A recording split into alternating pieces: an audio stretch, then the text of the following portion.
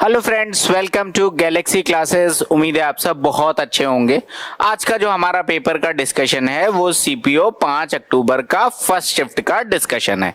तो ज्यादा टाइम नहीं वेस्ट करेंगे और बिल्कुल from the very first question will be starting our session. Here it is question number 1। ये रहा हमारे पास पहला क्वेश्चन। क्या कह रहे हैं साहब? कह रहे हैं निकुंज धारा के विपरीत दिशा में 1 घंटे में 4 किलोमीटर और धारा की दिशा में 15 मिनट में 2 किलोमीटर की दूरी तय करता है। शांत जल में 7 किलोमीटर की दूरी तय करने में उसे कितना समय लगेगा? बहुत आसान सा क्वेश्चन है। देख लो, बेसिक बात है भाई। कह रहे हैं धारा की विपरीत दिशा में 1 घंटे में 4 किलोमीटर चलता है। समय बराबर क्या होता है? दूरी बटे चाल। हालांकि यहां पर मुझे डायरेक्ट दिख रहा है, मैं b माइनस एस बराबर 4 लिख सकता हूं, लेकिन आपको बता दे रहा हूं समय बराबर होता है दूरी बटे चाल। दूरी कितना कह रहा है? 4 किलोमीटर। और अगर धारा की विपरीत दिशा है तो चाल क्या हो जाएगी? Boat minus stream. और ये बराबर आ जाएगा टाइम। दैट मीन्स यहां से मैं क्या कह सकता हूं? b minus S is equal to कितना आ जाएगा? 4। बोलो हाँ या ना, सिंपल सी बात है। आगे बढ़ो। उसके बाद क्या कहते हैं? उसके बाद कह रहे हैं और धारा की दिशा में 15 मिनट में 2 किलोमीटर की दूरी तय करता है। धारा की दिशा में 15 मिनट में 2 किलोमीटर की दूरी। अब देख लो, धारा की दिशा में 15 मिनट में कितना? 2 किलोमीटर। तो दूरी कितनी आ गई? 2 किलोमीटर। धारा की दिशा में चाल कितनी आ जाएगी? b plus S. और ये बराबर आ जाएगा 15 मिनट। 15 मिनट को अगर मैं घंटे में बदलूंगा तो 15/60 का मतलब 1/4। और यहां से मैं कह सकता हूं कि b प्लस एस बराबर किसके आ जाएगा? 8 के आ जाएगा। अगर मैं इन दोनों को सॉल्व करूं तो b बराबर कितना आ जाएगा? b बराबर आ जाएगा 6। 8 प्लस 4 बटे में 2। अब क्या कह रहा है? कह रहा है शांत जल में 7 किलोमीटर की दूरी तय करने में उसे कितना समय लगेगा? बहुत आसान क्वेश्चन है भाई। 7 किलोमीटर की दूरी है। शांत जल का मतलब स्ट्रीम की स्पीड नहीं है, केवल बोट की स्पीड है। वो कितनी है? 6। तो इतना समय लगेगा, जिसे मैं लिख सकता हूं 1/6 या फिर 1 आवर और 1/6 इंटू 60 यानी कि 10 मिनट। तो 1 hour 10 minutes is the correct answer of this question, which is option number B. तो एक सिंपल सा क्वेश्चन था, मैंने बहुत डिटेल में बताया है। ऐसे एग्जाम में नहीं अप्रोच करना है, एग्जाम में डायरेक्ट करना, दिखना चाहिए ये दोनों इक्वेशन। स्टेटमेंट पढ़ने के साथ साथ आंसर हार्डली 15 सेकंड का क्वेश्चन है, इससे ज्यादा इस क्वेश्चन में कुछ भी नहीं है। ठीक है, बढ़ता हूं मैं अगले क्वेश्चन में। देखते हैं क्या है अपना अगला क्वेश्चन। दिख रहा है काफी बड़ा सा, देखते हैं क्या है क्वेश्चन। अब देखो, एसएससी का पेपर और चोर पुलिस का क्वेश्चन ना है, ये अपने आप में बड़ा रेयर कॉम्बिनेशन है। मतलब मैं देख रहा हूं 2022 से लगभग सैकड़ों पेपर हो चुके हैं और सब में हर शिफ्ट में एक क्वेश्चन आपको पुलिस चोर का दिख रहा है। क्या कहते हैं साहब? 7:30 PM पर एक साइकिल के मालिक ने देखा कि एक चोर उसकी साइकिल को उसके घर से चुराकर एक विशेष दिशा में ले जा रहा है। बहुत अच्छी बात है भाई, अच्छी तो नहीं है, खैर चोरी हो गई है। तो अब कह रहे हैं 10 किलोमीटर प्रति घंटे की लगभग चाल से वो साइकिल चला रहा था, मतलब चोर की चाल है। उसने पुलिस को चोरी की सूचना दी और पुलिसकर्मी ने चोरी के समय से आधे घंटे बाद लेकिन 12 किलोमीटर प्रति घंटे की चाल से उस बिंदु से चोर का पीछा किया। पुलिसकर्मी चोर को कितने बजे पकड़ लेगा? देखो सिंपल सी बात है भाई, 7:30 बजे हुई आपकी वो क्या नाम है साइकिल चोरी, और पुलिस को बताया गया आधे घंटे बाद। आधे घंटे बाद बताया गया, इसका मतलब आधे घंटे तक इस भाई ने खूब अपनी यात्रा तय की। इसकी चाल कितनी है? क्वेश्चन ही कह रहा है कि 10 किलोमीटर प्रति घंटे की चाल से चल रहा है। मतलब अगर 1 घंटे में 10 किलोमीटर चलता है तो बोलो आधे घंटे, क्योंकि आधे घंटे बाद बताया था, तो आधे घंटे में कितना चला होगा? 5 किलोमीटर। बोलो हाँ या ना। आधे घंटे में चलेगा 5 किलोमीटर। दैट मीन्स अगर मैं पुलिस और चोर के बीच में, अगर मैं पुलिस और थीफ के बीच में डिस्टेंस देखूं तो this will be what? 5 kilometre. तो ये हो गया 5 किलोमीटर। अब अगर यहां पर क्या हुआ कि पुलिस वाला पकड़ेगा तो रिलेटिव स्पीड क्या हो जाएगी? दोनों का डिफरेंस। तो ये आ जाएगी 12 माइनस में 10। 12 माइनस 10 मतलब डिफरेंस आ जाएगा। तो अब देखो, ये किलोमीटर में है और ये आर में है, मतलब किलोमीटर पर आर आपका यहां से ये किलोमीटर पर आर है। ये कितना है? ये किलोमीटर पर आर है। दैट मीन्स यूनिट कन्वर्जन की रिक्वायरमेंट आपके पास यहां पर नहीं है, तो डायरेक्ट समय आ जाएगा। समय कितना आ जाएगा? 2.5 आवर्स। समय कितना आ जाएगा? 2.5 hour. This is the time. मतलब 2.5 घंटे में वो पुलिस चोर को पकड़ लेगा। लेकिन देखो यहाँ पे गलती क्या हो गई, 7:30 PM के बाद नहीं लेना है। आधे घंटे बाद तो उसने दौड़ाना ही चालू किया था, मतलब 8 बजे के बाद दौड़ाना चालू किया था, और 8 बजे से 2.5 घंटे यानी कि 10:30 PM, which is option option number C. तो 10:30 PM पर वो उसको पकड़ लेगा और यही हमारा आंसर है। पुलिसकर्मी चोर को कितने बजे पकड़ लेगा? 10:30 बजे रात के पकड़ लेगा। सिंपल सा क्वेश्चन, कोई डाउट नहीं होना चाहिए। बढ़ता हूं मैं अगले क्वेश्चन में। Here it is question number 3। Question number 3 क्या कहते हैं? कह रहे एक दुकानदार किसी वस्तु के क्रय मूल्य में 50% की वृद्धि करके मूल्य अंकित करता है, मतलब मार्क्ड प्राइस बना देता है और उस पर 40% का डिस्काउंट देता है। प्रतिशत हानि बताओ। अब अगर आपकी प्रैक्टिस अच्छी है तो 100 से 50 बढ़ा के 150 कर दिया, 150 पे 40% का डिस्काउंट दे दिया, यानी कि 60 रुपए का डिस्काउंट दे दिया, यानी कि 90 में बेचा। 100 की वस्तु 90 पे बेच रहा है, 10% का लॉस हो जाएगा। ऑप्शन नंबर ए। बस इतना सा आंसर है। क्या किया मैंने? 100 रुपए की वस्तु है, 50% बढ़ा दिया, मतलब 150 का कर दिया। सिंपल। और कह रहे इस पे 40% का डिस्काउंट दे दो। तो अगर इस पे आप 40% का डिस्काउंट देंगे, मतलब 60 रुपए का डिस्काउंट देंगे, तो कितने में बेचेंगे? 90। तो 100 की वस्तु अभी भी 90 में बिक रही है, मतलब 10% कम जा रहा है, 10% का लॉस होगा। ऑप्शन नंबर ए हमारा आंसर है। सिंपल सा प्रश्न है। ठीक है, अगला क्वेश्चन देखते हैं, क्वेश्चन नंबर 4। अब देखो ये सब क्वेश्चन भी पूछे जा रहे हैं भाई, हालांकि पूरा सीपीयू ही बहुत आसान है। क्या कह रहे हैं कि साइन ए बराबर √3/2 है, तो आपसे वैल्यू पूछ ली गई और ये मतलब 0 से 90 के बीच में। भाई साइन में √3/2 का मतलब मैं थीटा बराबर कितना कह सकता हूँ? 60 डिग्री। उठा के वैल्यू पुट कर दो, ये आ जाएगा कितना? 2। फिर क्या आ जाएगा? कॉसेक 60 डिग्री, साइन 60 का जस्ट उल्टा, दैट मीन्स कितना आ जाएगा? 2/√3 प्लस में कॉट ए। अब कॉट 60 की वैल्यू कितनी आ जाएगी? तो कॉट 60 की वैल्यू भी बड़ी सिंपल है भाई, कितनी होती है जरा कमेंट सेक्शन में लिख दीजिए। तो कॉट 60 की वैल्यू कितनी आ जाएगी हमारे पास? 1/√3। वैल्यू कितनी आ जाएगी? 2 इंटू में 3/√3। और ये कितना आ जाएगा? ये वैल्यू आ जाएगी 2/√3। कितना आ जाएगा? 2/√3, which is option number C. यही हमारे इस प्रश्न का उत्तर है। आई होप कोई डाउट आपको नहीं होगा। डाउट है तो जल्दी से पूछिए, otherwise we are moving towards next question. अगला क्वेश्चन देखते हैं। देखो भैया डीआई का क्वेश्चन है और डीआई आई सीपीयू में भर भर के 5-5, 6-6 क्वेश्चन हमको हर शिफ्ट में देखने मिल रहे हैं। अच्छी चीज क्या है कि अब वो पहले वाली हिसाब किताब नहीं रह गया कि एक डीआई दे दिया और 5 क्वेश्चन उठा के पूछ लिए। अब भैया 5 क्वेश्चन आएंगे तो 5 अलग अलग डीआई जनरली पूछी जाएंगे। क्या कहते हैं साहब? निम्नलिखित दिए गए आलेख का अध्ययन करके सो एंड सो करें। मतलब कुल मिला के यहाँ पर कोई ऐसी बात नहीं लिखी हुई है इंस्ट्रक्शन में जिसके क्वेश्चन निर्धारित हो रहा हो। क्या कहते हैं? 2010 और 11 में संस्थान एक्स में नामांकित छात्रों की औसत संख्या तथा 2011 और 12 में संस्थान वाई में नामांकित छात्रों की औसत संख्या के बीच का अंतर क्या है? This is the question. जरा देखते हैं। 10 और 11 में संस्थान एक्स में नामांकित छात्रों की संख्या 2010 और 11। 2010 में यहां पर ये 320 थे, संस्थान एक्स की बात हो रही है ना, मतलब ये, और ये है 240। तो कितना हो गया? 300, 200, 500, 560, कितना आ गया? 560। तो 2010 में संस्थान एक्स में नामांकित छात्रों की संख्या 560 थी। 2011 में क्या हो जाएगा? 2011 और 12 में वाई में नामांकित छात्रों की संख्या। तो देखो वाई का मतलब ये ब्लैक वाली लाइन, तो 2011 और 12 मतलब 320 और ये हो जाएगा 200। कितना आ जाएगा? 520। अब देखो क्वेश्चन क्या कह रहा है? इनकी औसत संख्या के बीच का अंतर। तो चाहे तो आप इनके डिफरेंस को डिवाइडेड बाय 2 कर दो या डायरेक्ट आप इसको भी यहां पे कर दो, कोई फर्क इससे नहीं पड़ना है आपका। कितना आ जाएगा? 280। ये कितना आ जाएगा? 260। डिफरेंस कितना आ जाएगा? 20, which is option number C. और या तो मैंने बताया कि दोनों का डिफरेंस लेके वहां पर भी डिवाइडेड बाय 2 कर देते, आपको आंसर मिल जाता। सिंपल वाला प्रश्न है, कुछ यहां पर ऐसा नहीं है तो रॉकेट साइंस टाइप कुछ कठिन पूछा गया हो। सिंपल वाला प्रश्न है। मैं बढ़ रहा हूं अगले क्वेश्चन में। ठीक है, क्वेश्चन नंबर 6 क्या करें? देखो भैया अगला भी क्वेश्चन डीआई का आ गया। अब अगला क्वेश्चन डीआई का है तो कहते हैं साहब कि अधिकतम कमाई वाले क्षेत्र और न्यूनतम कमाई वाले क्षेत्र से होने वाली आय के बीच का अंतर। अब बड़ा सिंपल है, क्या ही क्वेश्चन पूछ रहे हैं। अधिकतम कमाई वाला क्षेत्र कौन सा दिख रहा है? बिक्री से सबसे ज्यादा कमाई आ रही है। और न्यूनतम कहां पे आ रही है? न्यूनतम मुझे ये दिख रहा है। कह रहे हैं इनके बीच का अंतर बता दो। 60, 50, 110 और 55, ऑप्शन नंबर डी, ये इनके बीच का अंतर है। This is the correct answer of this question. I don't think there will be any problem in this particular question. ठीक है, बढ़ता हूं मैं अगले क्वेश्चन की तरफ। Here it is question number 7। Question number 7 क्या कह रहे हैं? जरा देखो, कुछ बड़ा सा क्वेश्चन दिख रहा है।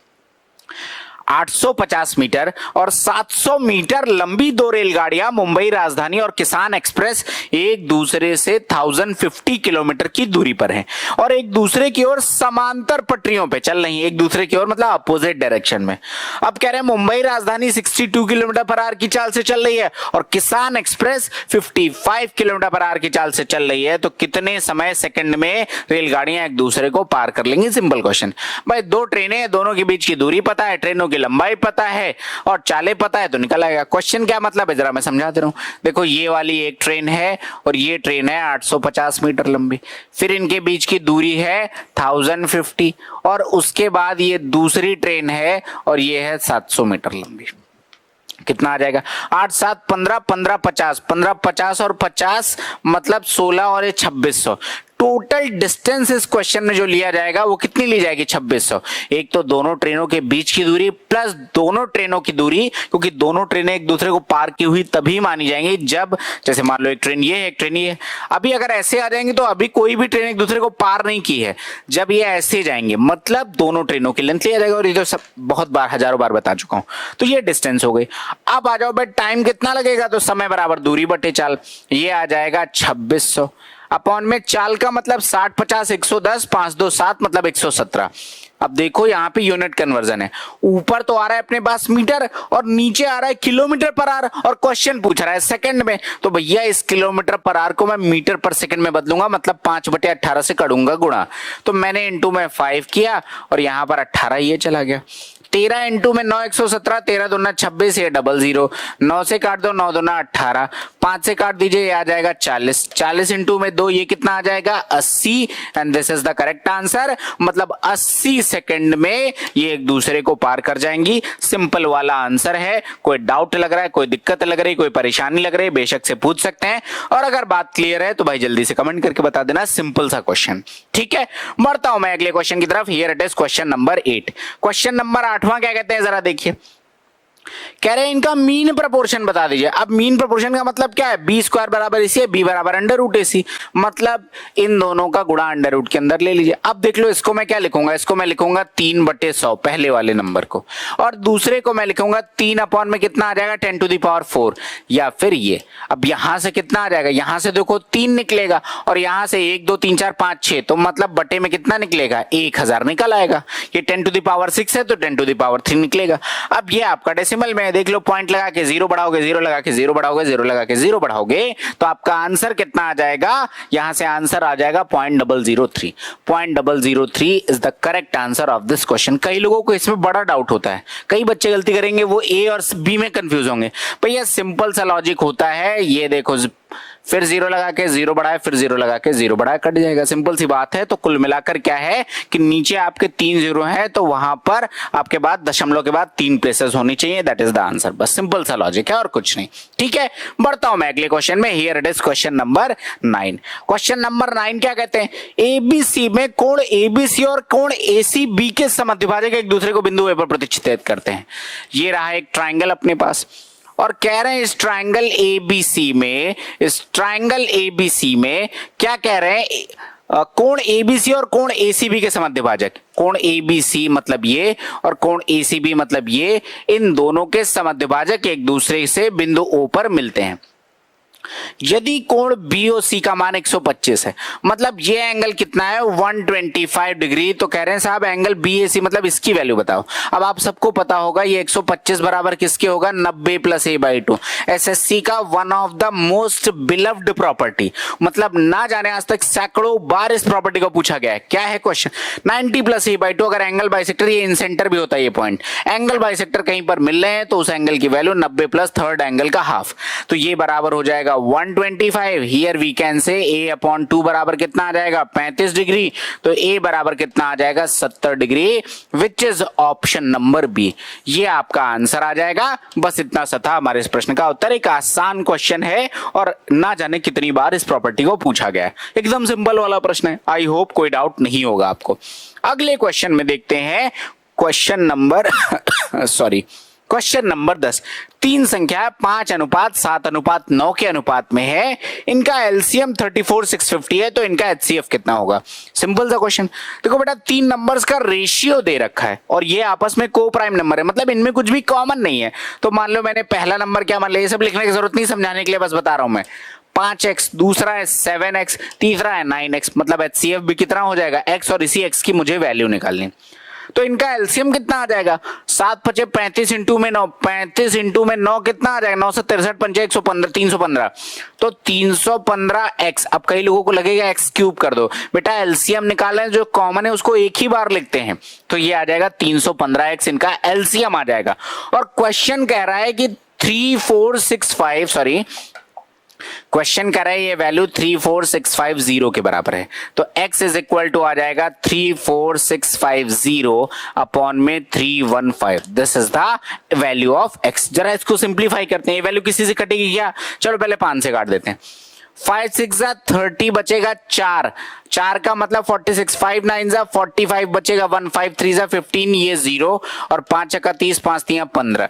21 से काट दीजिए, 21 से अगर ये वैल्यू कट रही हो तो देख लो, वैसे 63 से भी कट रही है वैल्यू, 21 से काट देते हैं। 21 3 63 बचेगा 6, 21 3 63 और 0, 21 3 63, ये आ जाएगा 110। कितना आ जाएगा? 110, मतलब x की वैल्यू कितनी आ गई? 10, 110। और एचसीएफ क्या होता है? जो हर टर्म में प्रेजेंट हो, और हर टर्म में यहाँ पे x प्रेजेंट है, तो एचसीएफ वी कैन से 110। सिंपल सा आंसर है। और मैं बता रहा हूं कई बच्चे यहाँ पे x क्यूब करेंगे, जो कि गलत होगा।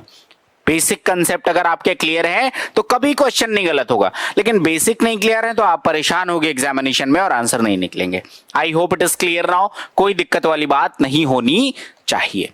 अगला क्वेश्चन देखते हैं भैया। देखो क्वेश्चन नंबर 11 क्या कह रहे हैं? क्वेश्चन नंबर 11 कह रहे हैं भैया, रूपू की आय मधु की आय से 20% अधिक है, तो मधु की आय रूपू की आय से कितना कम? अब आपकी प्रैक्टिस थी तो 100 से 120 हुआ, 120 से 100 लेके जाना है, 20/120, 16 से 2/3। Option number A is the correct answer. लेकिन मैं आपको समझा दे रहा हूं। देखो, एक है रूपू बहन, तो ये हो गए रूपू, और दूसरी कौन है? दूसरी है मधु। अब कह रहे हैं कि रूपू क्या है? मधु की आय से 20% अधिक है, मतलब ये 120 है और ये 100 है। ऐसे क्वेश्चन एग्जाम में नहीं कभी लिखने चाहिए, इतनी प्रैक्टिस होनी चाहिए। आप डायरेक्ट सोच के टिक मारो, 5 सेकंड नहीं लगना। बट अभी मैं आपको समझा दे रहा हूं। अब कह रहे हैं मधु की आय रूपू की आय से कितने % कम है? मधु की आय रूपू की आय से कितना कम है? मतलब नीचे कितना आ जाएगा? 120। कितना कम है? 20 कम है। इनटू में क्या आ जाएगा? 100। वैल्यू कितनी आ जाएगी? 1/6। ये कितना आ जाएगा? 16 सही 2/3% कम है, which is option number A. तो एक सिंपल सा answer. I don't think there will be any problem in this question. एक आसान सा प्रश्न था। अगला क्वेश्चन देखो भाई क्या कह रहे हैं। क्वेश्चन नंबर 12 जरा देखते हैं। क्वेश्चन नंबर 12 कह रहे हैं भैया, निम्नांकित ग्राफ विभिन्न वस्तुओं के लागत प्रतिशत के वितरण को दर्शाता है। यदि किसी व्यक्ति ने सभी वस्तुएं रुपए 3 लाख में खरीदी, तो एक टीवी की लागत लैपटॉप की लागत की तुलना में कितना कम है, ये पूछा गया है। सिंपल सा क्वेश्चन, मतलब ओवरऑल ये जो 100% है, ये 3 लाख के बराबर है। अब क्या कह रहे हैं? एक टीवी की लागत लैपटॉप की लागत की तुलना में कितना कम है? देखो, लैपटॉप जो भी होगा वो 30% ऑफ ओवरऑल अमाउंट, और टीवी से पूछ रहा है ना किसी, तो टीवी की लागत लैपटॉप की लागत की तुलना में कम है। टीवी है 15%, कितना कम है? ये 15% कम है। किसका 15%? 3 लाख का 15%, कितना आ जाएगा? 45,000 आ जाएगा। Option number D is the correct answer. बस इतना सा क्वेश्चन भाई। ये 30% है, 15% कह रहे हैं, कितना कम है? तो आपको साहब 15% कम है, और ये 15% टोटल वैल्यू अगर 3 लाख है, मतलब 100% बराबर 3 लाख, तो 15% बराबर 45,000। ऑप्शन नंबर डी हमारा आंसर है। सिंपल वाली बात है। I hope it is clear ना, कोई डाउट नहीं है। अगला क्वेश्चन देखते हैं, क्वेश्चन नंबर 13। क्वेश्चन नंबर 13 कहते हैं, एक आयत की भुजाओं का अनुपात 3:8 है और इसका क्षेत्रफल 1944 सेंटीमीटर स्क्वायर है, तो इसका परिमाप कितना होगा? This is the question. कैसे करेंगे? एक आयत की भुजाओं का अनुपात 3:8 है, इसका क्षेत्रफल। अब देख लो, क्षेत्रफल का मतलब लंबाई गुणे चौड़ाई, तो 1 हो जाएगा 3, 1 है 8, तो 3 × 8 24x स्क्वायर। यहां पर बच्चे गलती करते हैं। देखो बेटा, यूनिट है, आपस में मल्टीप्लाई होंगे, तो वेरिएबल जो भी आप ले रहे होगे उसका स्क्वायर भी होगा। तो ये कितना हो जाएगा 24x², ये आ जाएगा एरिया जो कि 1944 के बराबर है। तो x² is equal to 1944 upon में 24। 12 से काटते हैं, 12 एक कम 12 बचेगा 7, 74। 12 छंग 72 बचेगा 2, 12 दूना 24, 12 दूना 24, ये कितना आ जाएगा 81। x बराबर कितना आ जाएगा 9। x बराबर कितना है 9, सिंपल सी बात है। कह रहे हैं इसका परिमाप बता दो। 2 इंटू एल प्लस बी, कितना आसान क्वेश्चन है, तो डायरेक्ट देखो 8 3 11 दूना 22, 22x हो जाएगा। तो 22x मतलब 22 इंटू में 9 और 22 गुणे 9 हो जाएगा 198, which is option number B. तो ये हमारे इस प्रश्न का उत्तर है, सिंपल वाला। आई डोंट थिंक कोई प्रॉब्लम होगी। तो बच्चों वाले प्रश्न है, इसमें कोई दिक्कत वाली बात ही नहीं होनी चाहिए। कोई ट्रिकी क्वेश्चन अभी तक का नहीं मिला जिसमें कहा जाए कुछ दिमाग लगाना है। एकदम सीधे सीधे क्वेश्चन है, एकदम हलवा पेपर है।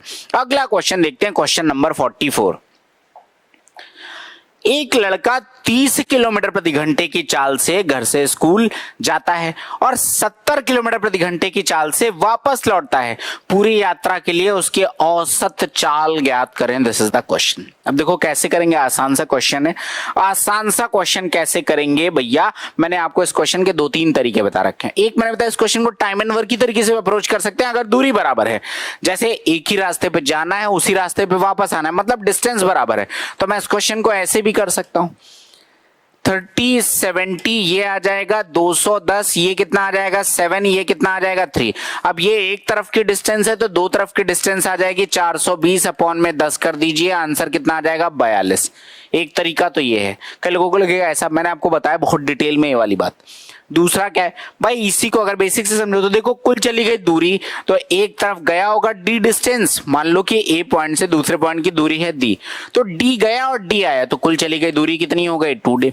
अपॉन में कुल लिया गया समय, समय बराबर दूरी बटे चाल, तो ये कितना आ जाएगा d अपॉन में 30 प्लस में कितना आ जाएगा d अपॉन में 70। अब देखो इसको सॉल्व कर लो, ये आ जाएगा 2d और ये देख लो 70 और 30 का एलसीएम कितना आ जाएगा 210 और ये आ जाएगा 7d और प्लस में कितना आ जाएगा 3d। देख लो वही वैल्यू बन रही है कि नहीं, 420d अपॉन में आ जाएगा 10d, ये और ये कट जाएगा 42 आपका आंसर आ जाएगा। तो आप कैसे भी कर लो, सिंपल सा प्रश्न है, जैसे बेटर लगे। 42 kilometre per hour is the correct answer of this question. और इसी क्वेश्चन का एक और भी आंसर होता है, कई जगह आपको बुकों में फॉर्मूला देखने को मिलेगा, this is also the same thing. इसी चीज को शॉर्टकट लिख दिया गया, 2 इंटू में 30 इंटू में 70 अपॉन में a प्लस b हो जाएगा, 70 प्लस 30 दैट इज 100। ये कट गया, ये कट गया, 7 21 दूना 42। तो आपको शॉर्टकट भी कई जगह मिलेगा, कहीं से आता नहीं है, बेसिक से ही आता है। आई होप क्लियर होगा, कोई डाउट नहीं होगा, सिंपल वाला प्रश्न था। अगला क्वेश्चन देखते हैं, क्वेश्चन नंबर 15। क्वेश्चन नंबर 15 क्या कह रहे हैं, दो उम्मीदवारों के बीच एक चुनाव में मतदाता सूची के 20% मतदाताओं ने मतदान नहीं किया और 80 मतदाताओं ने अपने मतपत्र खाली छोड़ दिए। विजेता उम्मीदवार ने मतदाता सूची में दर्ज कुल मतदाताओं के 45% मत प्राप्त किए और अपने विरोधी से 280 मत अधिक मिले।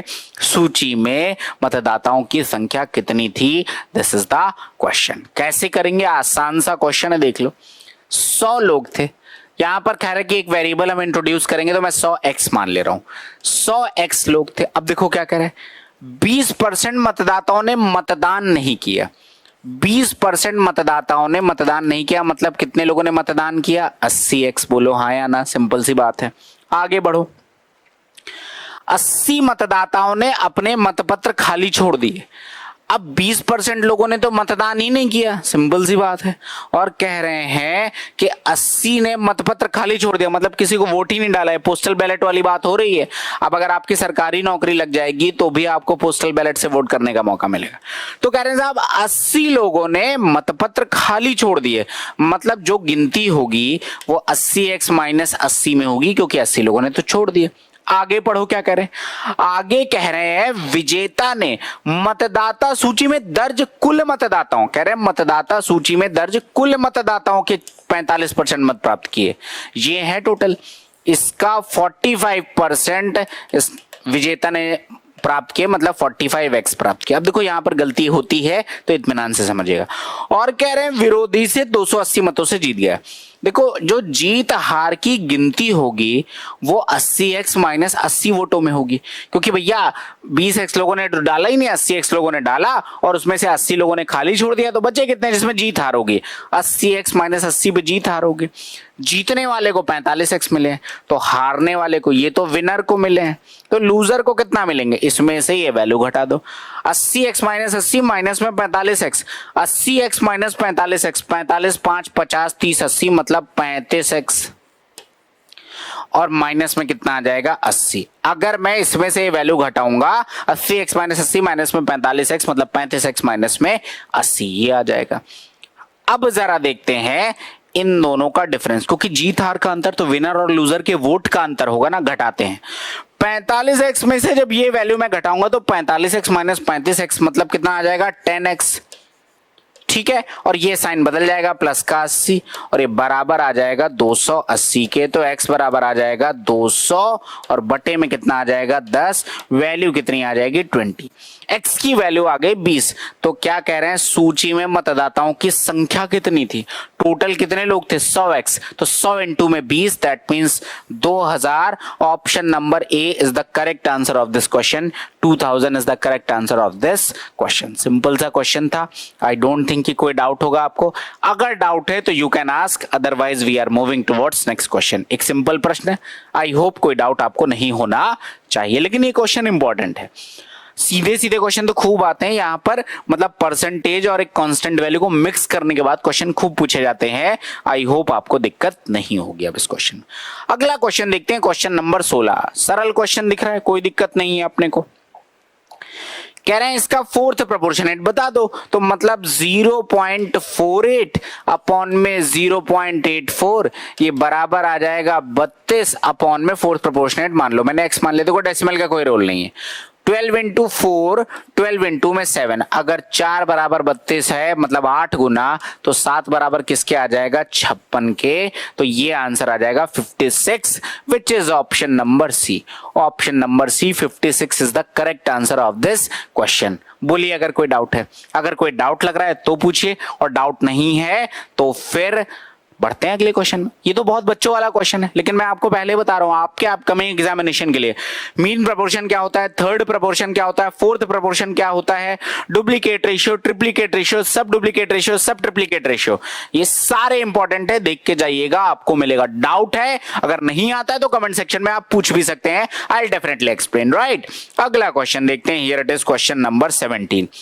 क्वेश्चन नंबर 70 कहते हैं साहब, ₹Z के अंकित मूल्य वाली एक वस्तु को 12% की छूट देने के बाद 6622 में बेचा जाता है, Z का मान ज्ञात कीजिए। कैसे करेंगे? अब देखो भाई, किसी चीज पे 12% का अगर छूट दोगे मतलब कितने पे बेचोगे? 88% पे बेचोगे। भाई 12% की छूट दे तो रिमेनिंग कितना बचा? 88% पे बेचोगे।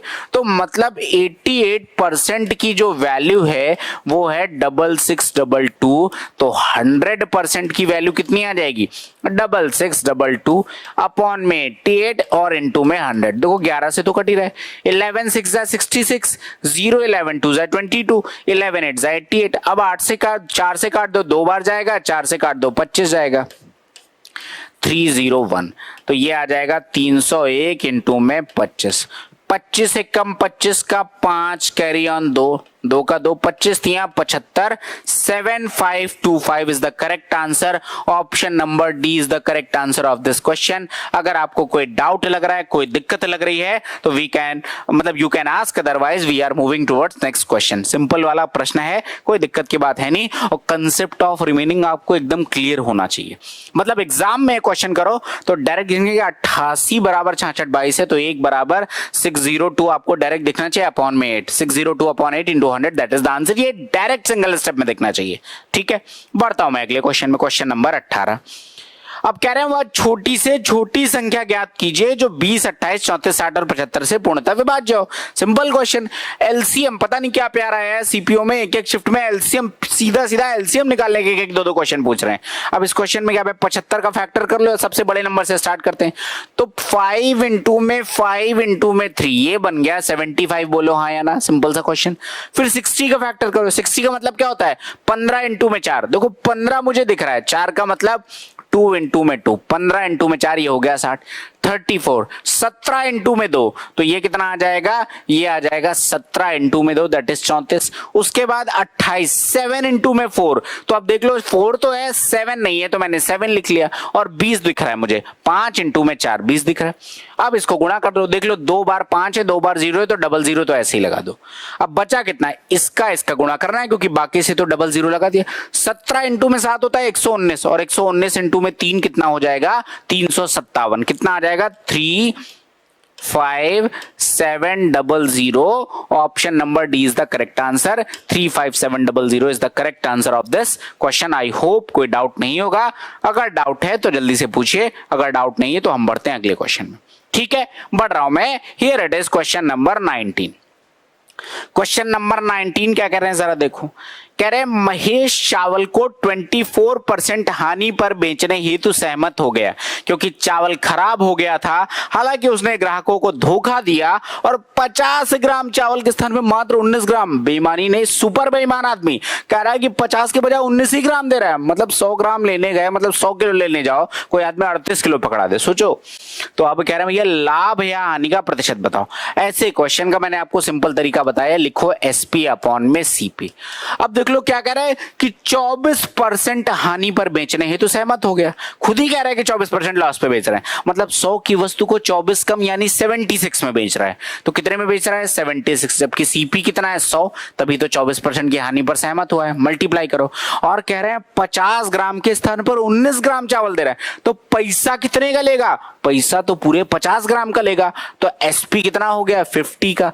लेकिन तौल कितना रहा है, मात्र 19 ग्राम, तो उसकी जेब से कितना गया, केवल 19 ग्राम सामान गया, तो अपॉन में 19 से काट दो 4 टाइम्स, ये काट दो 2, 4/2 का मतलब ये वैल्यू आ गई 2/1। मतलब इस बेईमानी का फायदा है कि एक की वस्तु 2 में बिक रही है, सीधा 100% का प्रॉफिट हो रहा है।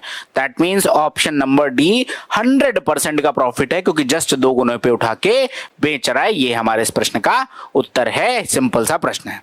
अगला क्वेश्चन देखते हैं, क्वेश्चन नंबर 20। क्वेश्चन नंबर 20 क्या कह रहे हैं जरा देखो, कह रहे हैं साहब खराब प्रदर्शन के कारण अर्पित का वेतन 1 वर्ष बाद 5% कम हो गया, बहुत अच्छी बात है। अब कह रहे हैं दूसरे वर्ष बाद 8% और कम हो गया, डिमोशन चल रहा है, प्रमोशन नहीं हुआ इनका, डिमोशन हुआ।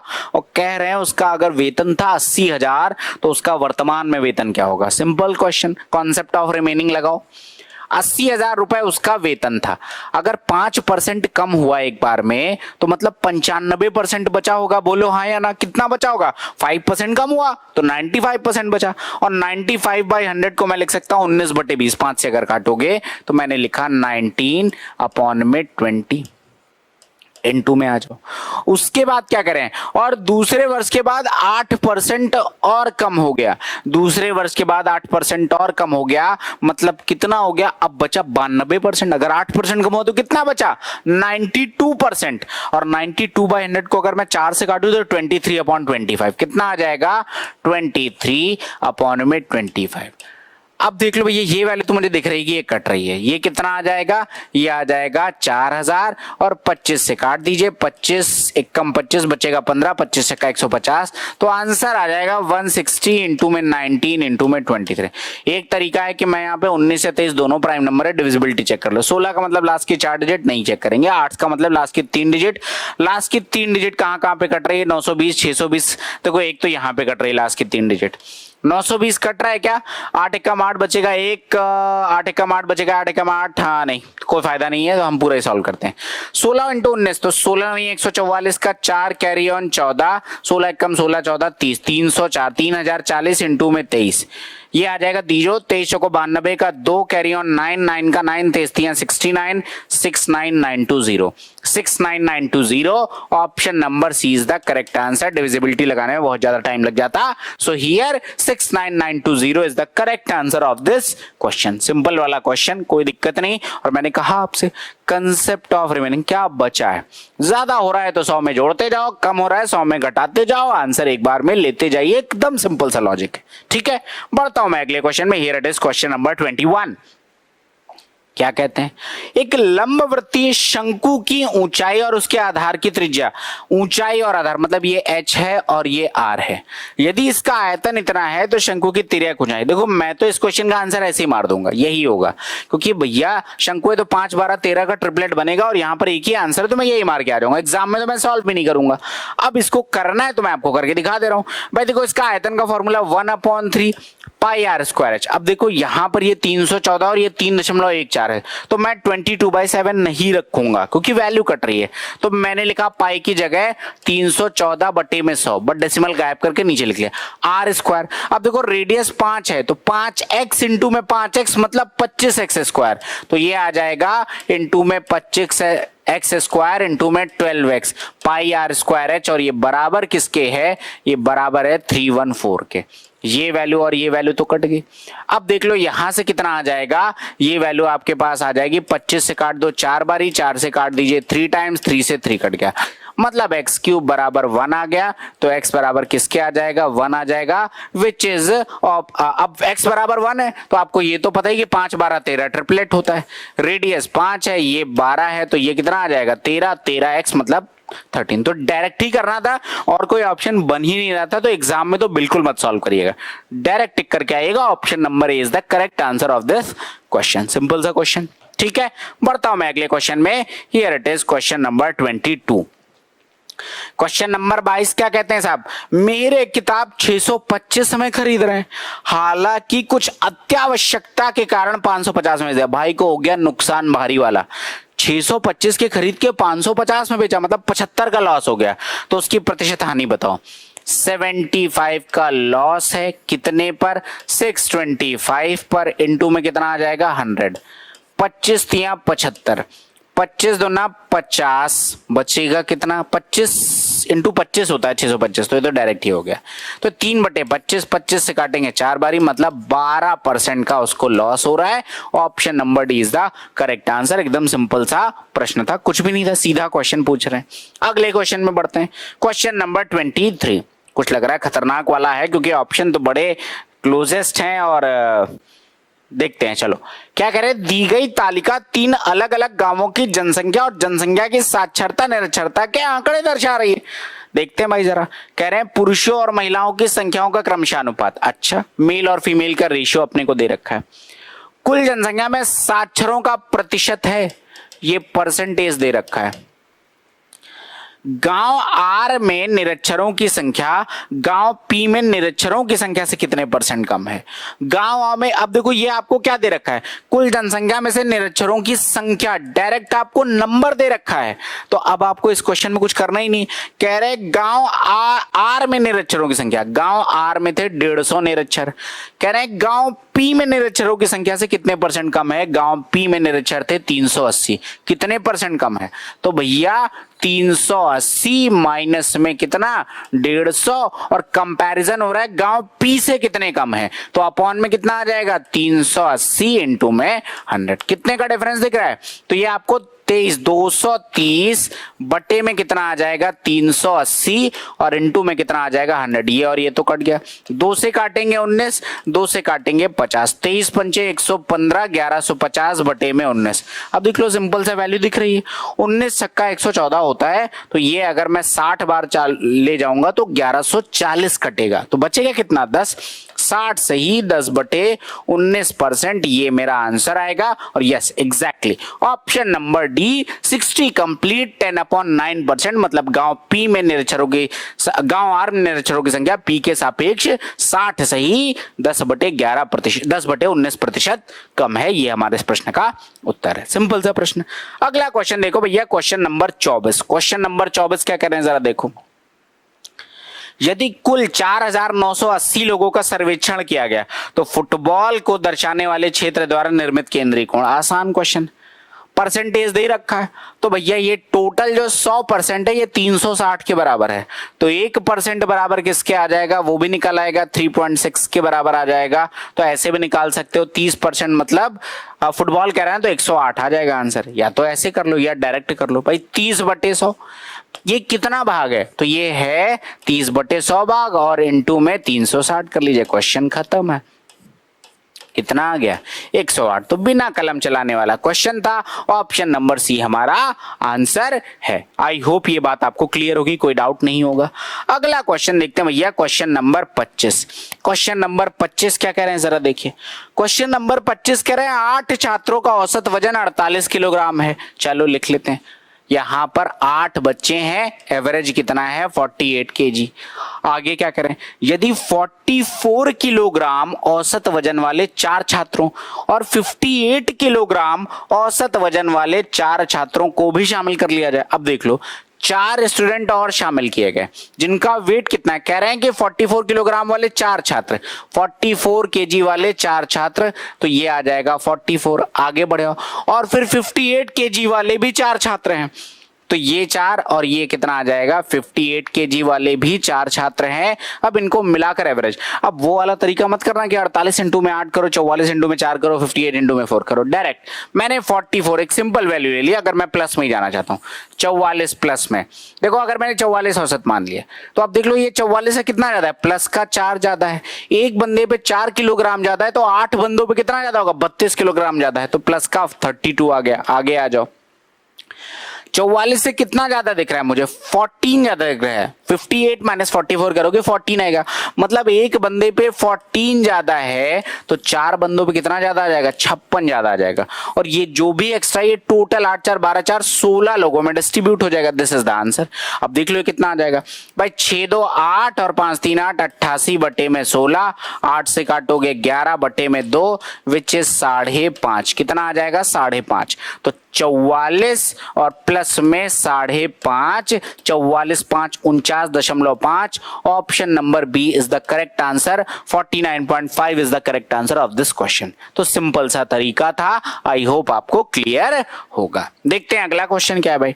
अगला क्वेश्चन भी दिख रहा है अपने को कुछ डीआई का क्वेश्चन, क्या कहते हैं जरा देखिए। अब क्वेश्चन क्या है जरा आप लोगों को हिंदी में हम दिखा देते हैं। ये रहा अपने पास क्वेश्चन, कह रहे हैं पूरे वर्ष के दौरान खेलों पर व्यय की गई कुल राशि कितनी है, 75 लाख रुपए। कितनी है 75 लाख है। तो क्रिकेट और हॉकी पर कुल मिलाकर कितनी राशि व्यय की गई। बच्चों वाला क्वेश्चन, क्रिकेट और हॉकी 20% क्रिकेट और यहाँ हॉकी पर कितना है 13%। तो क्रिकेट और हॉकी पर कुल मिलाकर कितना परसेंट हुआ 33%। और 33% ऑफ किसका 75 लाख। ये दे रखा है 1 2 3 4 5 6। तो ये आपको निकालना है। आपका आंसर 3 से भी कटेगा 11 से कटेगा, ज्यादा टाइम लगेगा, डायरेक्ट गुणा कर लो। डायरेक्ट गुणा कर लो भाई, ये परसेंटेज हटाना है तो क्या करोगे, ये आ जाएगा आपके पास वैल्यू कुछ ये करके अपॉन में कर देंगे आप 100, ये और ये तो कट जाएगा। 33 इंटू में 5 कितना आ जाएगा 165 का 5 कैरी ऑन 16।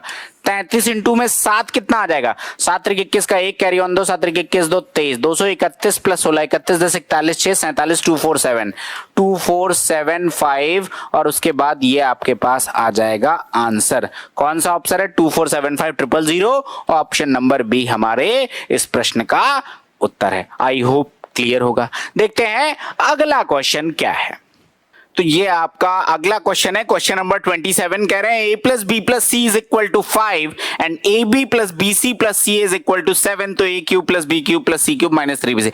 बहुत आसान क्वेश्चन। फॉर्मूला क्या होगा A cube plus B cube plus C cube minus thrice of ABC क्या हो जाएगा a plus B plus C यानी कि 5। उसके बाद a प्लस बी प्लस सी का होल स्क्वायर मतलब कितना हो जाएगा 5 का स्क्वायर 25 माइनस में thrice of A B plus B C plus C A. तो देखो A B plus B C plus C A कितना है 7, इसका 3 गुना करेंगे 21। ये कितना आ जाएगा ओवरऑल आपका आंसर आ जाएगा 20। Option number D is the correct answer. तो सीधा फॉर्मूला बेस्ड क्वेश्चन था, इसमें कुछ भी ऐसा नया रॉकेट साइंस टाइप नहीं था, एकदम आसान क्वेश्चन था। मैं बढ़ता हूं अगले क्वेश्चन में। Here it is question number 28। Question number 28 क्या कह रहे हैं 12.25% एनुअल सिंपल इंटरेस्ट के रेट पर 3 वर्षों में दे 9,449 रुपए के ऋण का भुगतान करने के लिए वार्षिक किस्त कितनी होगी, जबकि भुगतान किस्तों का पहले वर्ष के अंत में, दूसरे वर्ष के अंत में, तीसरे वर्ष के अंत में क्या आता है। मैंने आपको कम से कम 10 बार इसकी शॉर्ट ट्रिक बताई है। क्या बताया, सिंपल सा 3 साल है तो हर साल आपका जो प्रिंसिपल होगा वो 100 होता जाएगा, जो भी किस्त में मूलधन होगा। तो वो 3 साल में कितना हो जाएगा 300। उसके बाद क्या कर लो, बस 1 साल कम कर दो, 3 साल है तो 2 + 1 कर दीजिए, तो ये कितना आ जाएगा 2 2 + 1 का मतलब 3 और इनटू में 12.25, थोड़ा सा कैलकुलेशन लग रहा है। ये कितना आ जाएगा देखो 300 और ये आ जाएगा आपका 36.75, तो ये आ जाएगा 336.7। इतना पैसा अल्टीमेटली आपका जाएगा, जो कि किसके बराबर होगा, इतने यूनिट, ये बराबर होगा 9429 के बराबर। तो प्रत्येक किस्त मतलब 100 की वैल्यू आपने निकालनी, कितना आ जाएगा 9429 अपॉन में 33675 इंटू में 100, और ये डेसिमल गायब किया तो इसका 100 यहां पर और लगा दीजिए। अब मुझे ये सॉल्व करना है, ऑप्शन की हिंट ऐसे नहीं लगेगी जब तक थोड़ा सा सिंप्लीफाई नहीं करेंगे। 25 से काटता हूं मैं, 25 से कम 25 बचेगा कितना 8, मतलब 86। 25 थी 75, 10 85 86, 11 बचेगा 117 हो गया, 25 चौको 100 बचेगा 17, 25 इंटू में 7 और ये आ जाएगा 4 टाइम्स, ये तो सिंपल हो गया वैल्यू। अब देख लो ये वैल्यू यहाँ पे 9 है, यहाँ पर 7 है। अगर ये 7 बार से कट रहा हो तो मामला बन सकता है, नहीं तो फिर डेसिमल में जाएगा, लेकिन ऑप्शन है उस फॉर्म में। एक बार चेक करो, क्योंकि 7 से यूनिट डिजिट में 9 लाना है तो 7 टाइम्स ही आना चाहिए। 7 7 जा 49 का 9 कैरी ऑन 4 और 7 चौको 28 4 32 का 2 कैरी ऑन 3, 7 21 3 24 का 4 कैरी ऑन 2, 7 एकम 7 2 9, बिल्कुल सही है, कट रहा है। ये 7 टाइम चला जाएगा, 7 4 जा 28 और 00 तो 2800, यानी प्रत्येक किस्त की राशि कितनी आ जाएगी 2800 रुपए। सिंपल सा सिंपल इंटरेस्ट में आपको डायरेक्ट मैंने तरीका बताया कि आप ऐसे इस तरह के क्वेश्चंस को अप्रोच कर सकते हैं, कभी भी आपको दिक्कत नहीं आएगी। आई होप कोई डाउट आपको नहीं होगा इस प्रश्न में। ठीक है, बढ़ता हूं मैं अगले क्वेश्चन की तरफ। Here it is question number 29। Question number 29 क्या कह रहे हैं, कह रहे हैं ए और बी प्रतिदिन 10 घंटे कार्य करते हुए एक कार्य को क्रमशः 24 दिनों और 30 दिनों में पूरा करते हैं। कार्य 2 पालियों में किया जाना है, सुबह की पाली 6 घंटे और शाम की पाली 4 घंटे की है। पहले दिन ए सुबह कार्य करता है और बी शाम को कार्य करता है और वे प्रतिदिन अपनी पाली परस्पर बदल लेते हैं। कार्य किस दिन पूरा होगा? अच्छा क्वेश्चन है, थोड़ा दिमाग लगेगा। सबसे पहले देख लो ए के बारे में मुझे पता है कि ए अगर 10 घंटे डेली काम कर रहा है तो 24 दिन में काम को पूरा करता है, जबकि बी अगर 10 घंटे प्रतिदिन काम कर रहा है तो 30 दिनों में काम को पूरा कर रहा है। एलसीएम कितना आ जाएगा 120, ये कितना आ जाएगा 5, ये कितना आ जाएगा 4। यहां तक तो सिंपल वाली बात है, ये कितना आ जाएगा, यहां तक तो सिंपल हो गया क्वेश्चन। लेकिन ये बेटा कब है, इस कंडीशन को समझ कर रहे हैं, अगर वो डेली 10 घंटे काम कर रहे हैं तब इतना इतना काम होगा। अब जरा क्वेश्चन पढ़ो, क्योंकि यहां पर घंटे को भी बाइफरकेट किया गया है। क्या कह रहे हैं, सुबह की पाली 6 घंटे की और शाम की पाली 4 घंटे की होती है। पहले दिन ए सुबह कार्य करता है। अब देखो इसका मतलब क्या हुआ कि अगर मैं फर्स्ट डे की बात करूं तो फर्स्ट डे ए काम कर रहा है और कितने घंटे काम करेगा, 6 घंटे काम करेगा। उसके बाद देख लो, और शाम की और बी शाम को कार्य करता है। तो अब देख लो फर्स्ट डे ही, अगर मैं फर्स्ट डे की बात करूं तो यहां पर बी करेगा शाम को, तो कितना काम करेगा 4 घंटे। लेकिन क्वेश्चन क्या कह रहा है, क्वेश्चन तो कह रहा है जब ये 10 घंटे करते हैं तब इतना इतना काम हो रहा है। इसका मतलब एक दिन पे तो कोई कंक्लूजन नहीं निकला। अब आगे क्या कह रहे हैं, जरा क्वेश्चन पढ़ो। आगे कह रहे हैं और वे प्रतिदिन अपनी पाली परस्पर बदल ले रहे हैं। मतलब अगर पहले दिन ए ने सुबह किया है तो दूसरे दिन ए शाम को करेगा। पहले दिन ए ने शाम को किया है, मतलब 4 घंटे किया है, तो दूसरे दिन 6 घंटे करेगा। तो देख लो, मैं बहुत डिटेल में बता रहा हूं, नहीं तो डायरेक्ट मैं बता सकता हूं। सेकेंड डे अब बी पहले काम करेगा तो ये करेगा 6 घंटे, और सेकेंड डे आपका जब ए करेगा तो सेकेंड हाफ में काम करेगा तो ये 4 घंटे काम करेगा। तो अगर मैं टोटल 2 दिन की बात करूं, 2 डेज वर्क, तो देखो 2 दिनों में ए ने 6 घंटे यहां पर किया, 4 घंटे यहां पर किया, यानी कि 10 घंटे कर लिया। और अगर 10 घंटे कर लिया मतलब उसका एक दिन का काम हो गया। और एक दिन का काम कितना है, जब डेली 10 घंटे करता है तो 5 यूनिट काम। सिमिलरली बी देखो, पहले दिन 4 घंटे काम किया, दूसरे दिन 6 घंटे काम किया, यानी 10 घंटे काम हो गया। और 10 घंटे में ये कितना काम करता है, 4 यूनिट, तो ये हो गया 4। तो कुल मिला के 2 दिन में हो रहा है अपने पास 9 यूनिट काम। कितना हो रहा है, 9 यूनिट काम। टोटल काम कितना है 120। कितने से मल्टीप्लाई कर सकता हूं, एटलीस्ट मैं 13 से तो डायरेक्ट मल्टीप्लाई कर सकता हूं, इनटू में 13 कर दीजिए। तो यहां कितना आ जाएगा 26 दिन, और 26 दिन में जो काम आ जाएगा वो 117 यूनिट काम हो गया। 26 दिन में 117 हो गया, काम तो पूरा नहीं हुआ। अब देखो आगे क्या कह रहे हैं, पूछ रहा है कार्य किस दिन पूरा होगा। अब देखो जो 27वां दिन होगा, जब मैं 2-2 के साइकिल पे जा रहा हूं, तो जो 27th डे होगा, 27th डे फर्स्ट शिफ्ट में पहली पाली में फर्स्ट शिफ्ट में कौन काम करेगा? फर्स्ट शिफ्ट में काम करेगा ए, तो कितना घंटे काम करेगा? 6 घंटे काम करेगा। अब देखो ये 6 घंटे में करेगा कितना, ये समझना है। तो देखो भैया क्लियर है कि 10 घंटे जब ये काम करता है तो 5 यूनिट काम करेगा। तो 1 घंटे में कितना आ जाएगा? 5/10 यानी कि 1/2 यूनिट काम करेगा। तो 6 घंटे में कितना करेगा? तो 6 आवर्स का काम आ जाएगा 6/2 यानी कि 3। कितना आ जाएगा? 3। तो कुल मिला के ये जो है 27वें दिन जो ये 6 घंटे काम करेगा 3 यूनिट काम करेगा। और अगर ये 3 यूनिट काम करेगा तो 27वें दिन 117 + 3 यानी कि 120 काम पूरा हो जाएगा। तो 27th डे के बाद काम कितना आ जाएगा? 117 प्लस में 3 120 यूनिट काम पूरा हो जाएगा। कुल मिला के वी कैन से कि 27 दिनों में हमारा काम पूरा हो जाएगा। Option number A is the correct answer of this question. 27 days में हमारा ये काम पूरा हो जाएगा। बढ़िया क्वेश्चन है, कोई डाउट होगा बेशक से पूछ सकते हैं कमेंट सेक्शन में, और अदरवाइज एक बढ़िया क्वेश्चन है, दोबारा से इसको ढंग से कर लीजिएगा। कई बच्चे पहली बार देखोगे तो आपको कंफ्यूजन क्रिएट होगा। राइट, अगला क्वेश्चन देखते हैं, क्वेश्चन नंबर 30। डीआई देख लो, आई बहुत सारी डीआई है, 5-7 क्वेश्चन है, लेकिन डीआई कठिन बिल्कुल नहीं, बहुत आसान डीआई आई है। एक ग्राफ दे रखा है, क्या कह रहे हैं? मिड 1 में हेमनाथ द्वारा प्राप्त अंक मिड 1 के सभी छात्रों द्वारा प्राप्त कुल अंकों के कितने % के बराबर? मिड 1 में हेमनाथ द्वारा, देखो हेमनाथ ये रहे और मिड 1 का मतलब व्हाइट लाइन, तो मिड 1 में हेमनाथ द्वारा प्राप्त अंक कितने हो गए? 30। कह रहे हैं कि ये मिड 1 के सभी छात्रों का कितना % है? मिड 1 के सभी छात्र देखते हैं, देख लो यहाँ पे 3 और उसके बाद 3 और 6 3 9 9 1 10 का 0 कैरी ऑन 1 3 1 4 4 3 7 7 3 9 9 2 11 9 2 11 110 30/110 कोई बन नहीं रहा, एक बार चेक करो वाला 33 30 63 हो जाएगा, 63 73 83 93 6 99 99 100 120 आ रहा है, 120 आ रहा है। इनटू में 100 वैल्यू कितनी आ जाएगी? 1/4 कर लीजिए, वैल्यू कितनी आ जाएगी? 25%। तो ये तो बहुत आसान क्वेश्चन था। 25% is the correct answer of this question. आसान क्वेश्चन, आई डोंट थिंक कोई डाउट होगा, एकदम आसान सा प्रश्न है। अगला प्रश्न देखते हैं। अब देख लो, पता नहीं एलसीएम एचसीएफ से क्या ही प्यार आया हुआ है एसएससी को। They are directly asking the questions of LCM and HCF की, just they are giving the value and they are asking the LCM और एचसीएफ। अब जिसमें ये केवल एग्जामिनर ये चेक कर रहा है कितनी कम टाइम में कर पा रहे हो। देखो 73 और 657 आंसर बिना देखे मार देना, यही आंसर है, कैलकुलेट ही नहीं करना।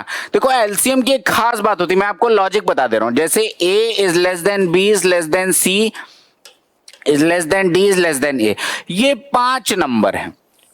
और अगर मैं कहूं कि यहां पर जो एलसीएम होगा, इनका एलसीएम होगा, वो क्या हो सकता है, तो मैं कहूंगा एलसीएम इज ग्रेटर देन और इक्वल टू ई। मतलब जो सबसे बड़ा नंबर है या तो वो उसके बराबर होगा या फिर उससे बड़ा होगा, उससे छोटा हो ही नहीं सकता, कंफर्म है। तो कुल मिलाकर या तो इनका एलसीएम निकालेंगे तो सबसे बड़ा नंबर ई है, या तो ई से बड़ा होगा या ई के बराबर होगा, ई से छोटा नहीं हो सकता। तो अगर दो नंबर 73 और 657 है तो एलसीएम या तो 657 होगा या 657 से बड़ा होगा। And here we have only one option which is A, which is 657, क्योंकि बाकी सारे इससे छोटे हैं तो अपने को दिमाग ही नहीं लगाना। We can directly mark option A as the correct answer of this question. Simple सा प्रश्न है, ठीक है। बढ़ता हूं मैं अगले क्वेश्चन में। Here it is question number 32। Question number 32 क्या कह रहे हैं? 42 सेंटीमीटर त्रिज्या वाले एक वृत्त में एक चाप केंद्र पर 60 डिग्री का कोण अंतरित करता है, चाप की लंबाई ज्ञात कीजिए। सिंपल प्रश्न, देखो कैसे करेंगे। 42 सेंटीमीटर त्रिज्या वाले एक वृत्त में एक चाप केंद्र पर 60 डिग्री का कोण अंतरित करता है, चाप की लंबाई। फॉर्मूला क्या होता है? 2 पाई की जगह मैं रख लूंगा 22/7 इंटू में आर, आर का मतलब 42 इंटू में थीटा बटे 360, तो 60 बटे में 360। बस आपने ये कैलकुलेट करना है। ये 1/6 आ जाएगा, ये 7 टाइम चला जाएगा, ये और ये कट जाएगा, 44 आंसर आ जाएगा। Option number D is the correct answer. आपको अभी भी कह रहा हूं सेक्टर और सेगमेंट को बहुत ध्यान से पढ़ लेगा। They are focusing sector and segments question in CPO, in CGL, in CHSL. तो आपको आने वाले पेपर्स में ये थोड़ा सा बढ़ के भी मिल सकता है, क्योंकि आप अगर ट्रेंड फॉलो करोगे सीजीएल 2022 के शिफ्ट्स में आपको मिलेगा कि भाई उन्होंने वो स्ट्रिंग वाले क्वेश्चन, सेक्टर्स वाले क्वेश्चन पूछे हैं, सीपीओ में पूछ रहे हैं, सीएचएसएल में पूछ रहे हैं। दैट मींस ये टॉपिक आपको आने वाले क्वेश्चंस में मिल जाएगा। एसएससी एक ट्रेंड भी सेट कर रहा है। वो क्या कर रहा है? जैसे एक चोर पुलिस का क्वेश्चन, अब देख लो पिछले 200-250 शिफ्टों में लगातार चल रहा है वो। डिसऑनेस्ट डीलर पिछले 200-250-300 शिफ्टों से लगातार चल रहा है वो। तो वो एक कोई कंसेप्ट अगर उठाते हैं, that means you can see all those questions in further examination. तो टाइम एंड वर्क को थोड़ा सा लेवल बढ़ाइए, अच्छे क्वेश्चन देखने को मिले हैं। जो क्वेश्चंस आए go with that, these are good questions, आपको डेफिनेटली हेल्प करेंगे, राइट। तो इस तरीके से हम यहां पर आपका क्या कर रहे होंगे, मतलब आपको एक करना है। और किसी टॉपिक में अगर आपको लग रहा है कि मुझे टॉपिक ही नहीं आता, you can just ask in comment section, will definitely help you, हम डेफिनेटली उसका सेशंस ले लेंगे, राइट। अगला क्वेश्चन देखते हैं, here it is question number 33। Question number 33, option देख के कैलकुलेशन की तो सुगंध आ रही है अपने को। देखो अब ये साइन ए का मतलब क्या है, परपेंडिकुलर, और ये कितना हो जाएगा, हाइपोटेन्यूज। यहां से बेस निकाल लीजिए, कितना आ जाएगा, 9 माइनस में 4 यानी कि √5 आ जाएगा। बेस कितना आ जाएगा, √5। अब कह रहा है कि भाई 7 माइनस 10a, तो 7 माइनस में 10a मतलब परपेंडिकुलर अपॉन में बेस, तो ये कितना आ जाएगा, 2/√5। 7 माइनस 10 है, ये तो पहला आ गया।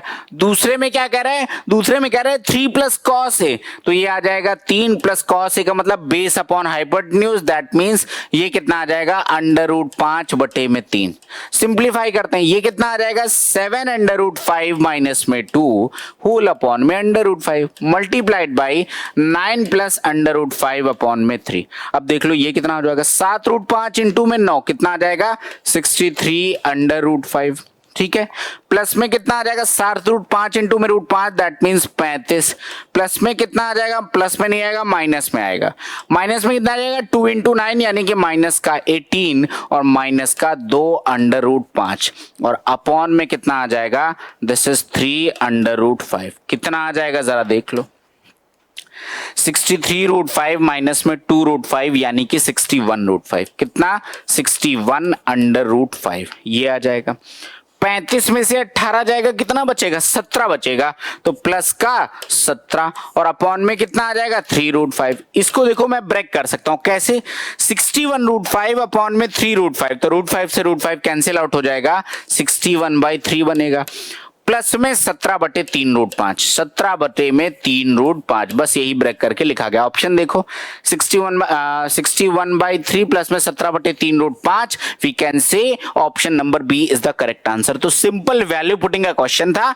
अब आपको बस डाउट ये आ सकता है कि ये लास्ट में कैसा हुआ, तो इसको बस सिंप्लीफाई कर देगा, पहले मल्टीप्लाई करके फिर इंडिविजुअल टर्म्स निकाल लिए गए हैं, और यहां पर कुछ ऐसा नहीं है रॉकेट साइंस, सिंपल सा क्वेश्चन है, ठीक है। बढ़ता हूं मैं क्वेश्चन नंबर 34। इस बार देखो ट्रिगो पे भी एकदम सेम पैटर्न में इस सेट में हमें 4-5 क्वेश्चन देखने मिल गए। ये वैल्यू सीधा वैल्यू पुटिंग वाले क्वेश्चन है। अब देख लो, अब साइन बीटा मतलब आपको परपेंडिकुलर दे रखा है, आपको हाइपोटेन्यूज दे रखा है, तो बेस कितना आ जाएगा, 9 माइनस 1 मतलब √8 यानी कि 2 √2। ये आ गया बेस, उठा के वैल्यू पुट कर दो। सेक बीटा मतलब हाइपोटेन्यूज अपॉन में बेस, तो सेक बीटा की वैल्यू कितनी आ जाएगा, हाइपोटेन्यूज है 3 और बेस है 2 √2।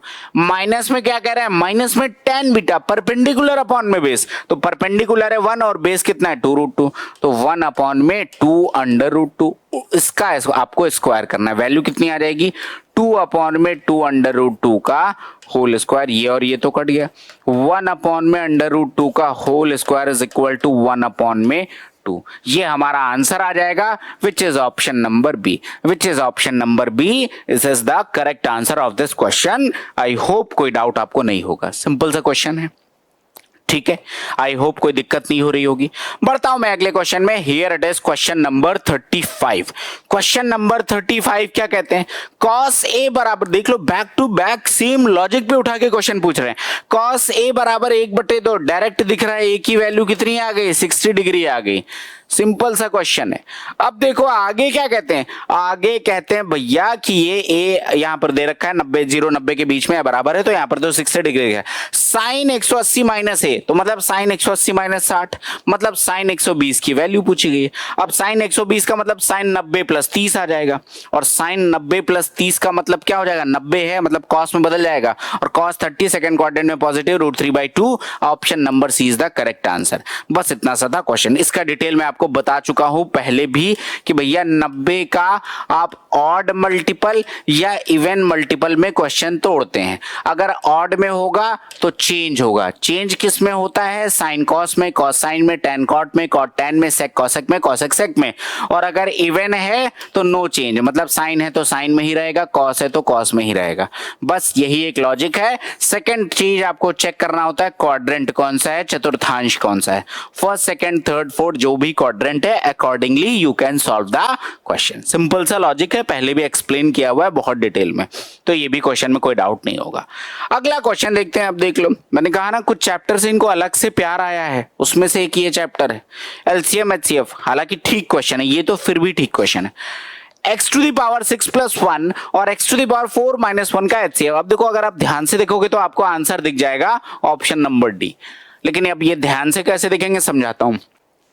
देखो, x टू दी पावर 4 को मैं कैसे लिख सकता हूं? x to the power 4 minus 1 की पावर 4, इसको मैं क्या लिख सकता हूं? मैं आपको लिख के बता दे रहा हूं, कई लोगों को समझ में नहीं आता है। x to the power 4 minus में 1 की पावर 4, मतलब ये लिखा हुआ है x स्क्वायर का होल स्क्वायर माइनस में 1 स्क्वायर का होल स्क्वायर।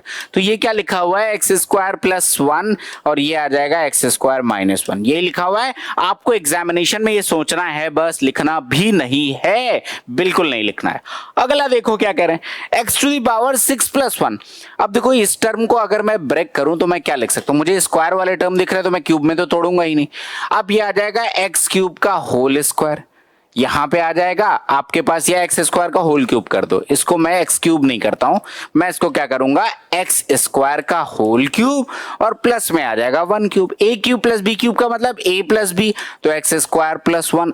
आपका एचसीएफ तो यहीं से आएगा, डायरेक्ट आप टिक मार सकते हो। बाकी मैं लिख दे रहा हूं ए प्लस बी, उसके बाद ए स्क्वायर मतलब एक्स की पावर 4 प्लस बी स्क्वायर मतलब 1 प्लस में ए बी का मतलब एक्स स्क्वायर।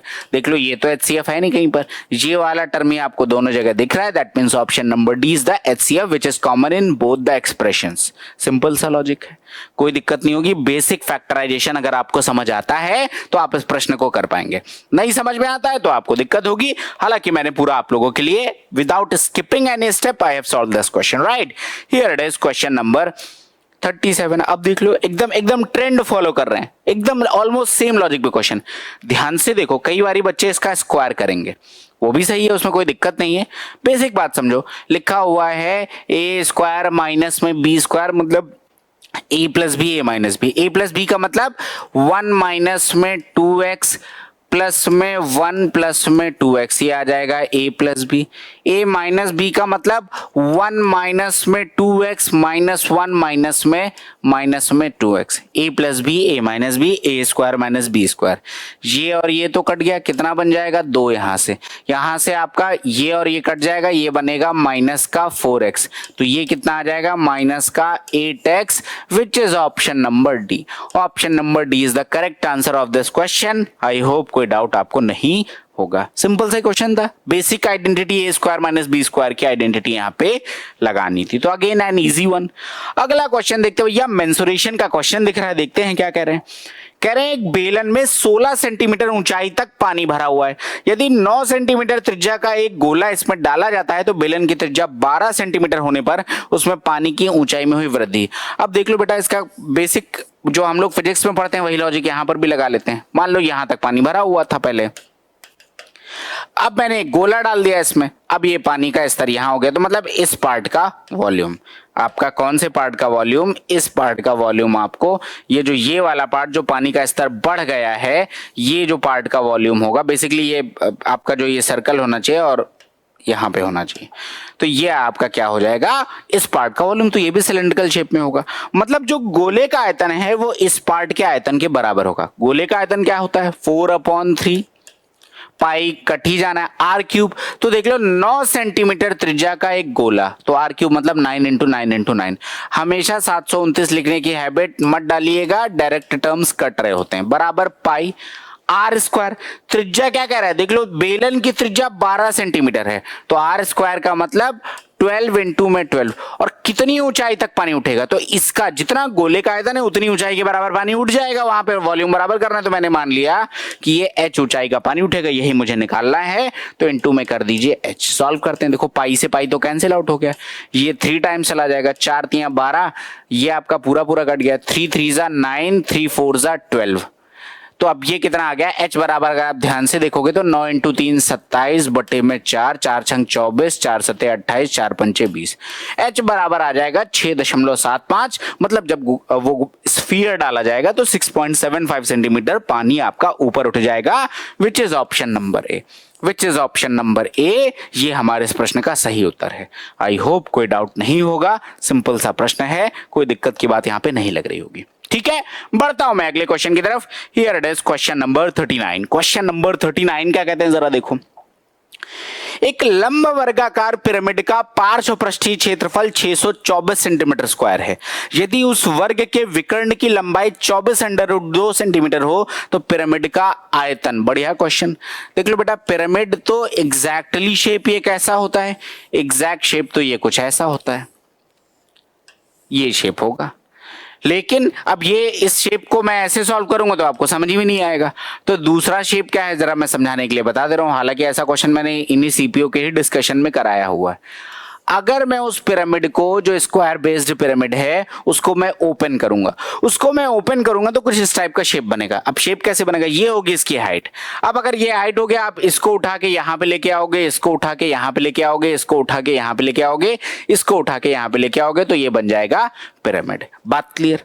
अब देखो क्या करें, इसका पार्श्व पृष्ठीय क्षेत्रफल। पार्श्व का मतलब क्या होता है, पार्श्व पृष्ठीय क्षेत्रफल का मतलब कि अगर पिरामिड है तो टॉप तो है ही नहीं, टॉप तो 0 होता है पिरामिड का, तो बॉटम का एरिया छोड़ दिया जाए। मतलब अगर मैं इस फिगर की बात करूं तो इस फिगर में अगर मैं इस ये ब्लू वाले पार्ट को छोड़ दूं तो बाकी जो बचा हुआ एरिया है वही इसका लैटरल सरफेस एरिया। अब चाहे उसको फिगर के हिसाब से, फॉर्मूले के हिसाब से करो या बेसिक अंडरस्टैंडिंग से आप समझ लीजिए। लॉजिक क्या है कि भाई ये देखो, ये पेन रखा हुआ है, ये उठा के ऐसे मिला दोगे तो ये ऐसे और ऐसे एक ट्रायंगल बन रहा होगा, यहां से ऐसे और ऐसे एक ट्रायंगल बन रहा होगा। इस तरीके से इन 4 ट्रायंगल्स का एरिया ही इसका टोटल लैटरल सरफेस एरिया होगा। अब देखो क्या इंफॉर्मेशन दे रखी, वर्ग के विकर्ण की लंबाई 24√2 है। देखो बेटा, वर्ग का विकर्ण क्या होता है, साइड √2, ये बराबर है 24√2 के। So we can say a is equal to what, a is equal to 24। कितना आ जाएगा, भुजा आ गई 24, तो ये आ जाएगा 24 एंड सो ऑन। अब देखो मैंने आपको बताया है कि लैटरल सरफेस एरिया का मतलब ये चारों ट्रायंगल का एरिया अगर मैं जोड़ दूं तो लैटरल सरफेस एरिया आएगा।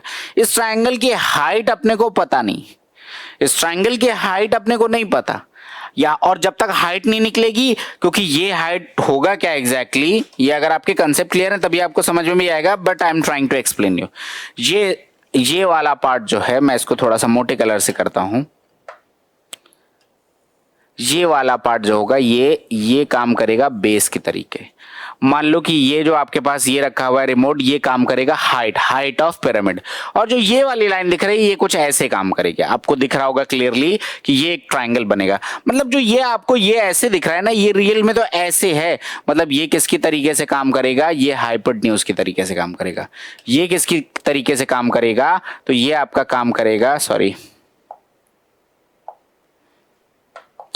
ये किसकी तरीके से काम करेगा, ये काम करेगा आपका बेस की तरीके से, और ये जो रिमोट यहाँ पे रखा हुआ है ये काम करेगा हाइट। तो आपको जब तक हाइट नहीं मिलेगी तब तक आप कैलकुलेट भी नहीं कर पाओगे। तो आप कैसे करते हैं जरा देखते हैं, सिंपल सा लॉजिक है। सबसे पहले तो मुझे एक बात समझ आ गई कि मेरे को ये चाहिए, कैसे निकालेंगे।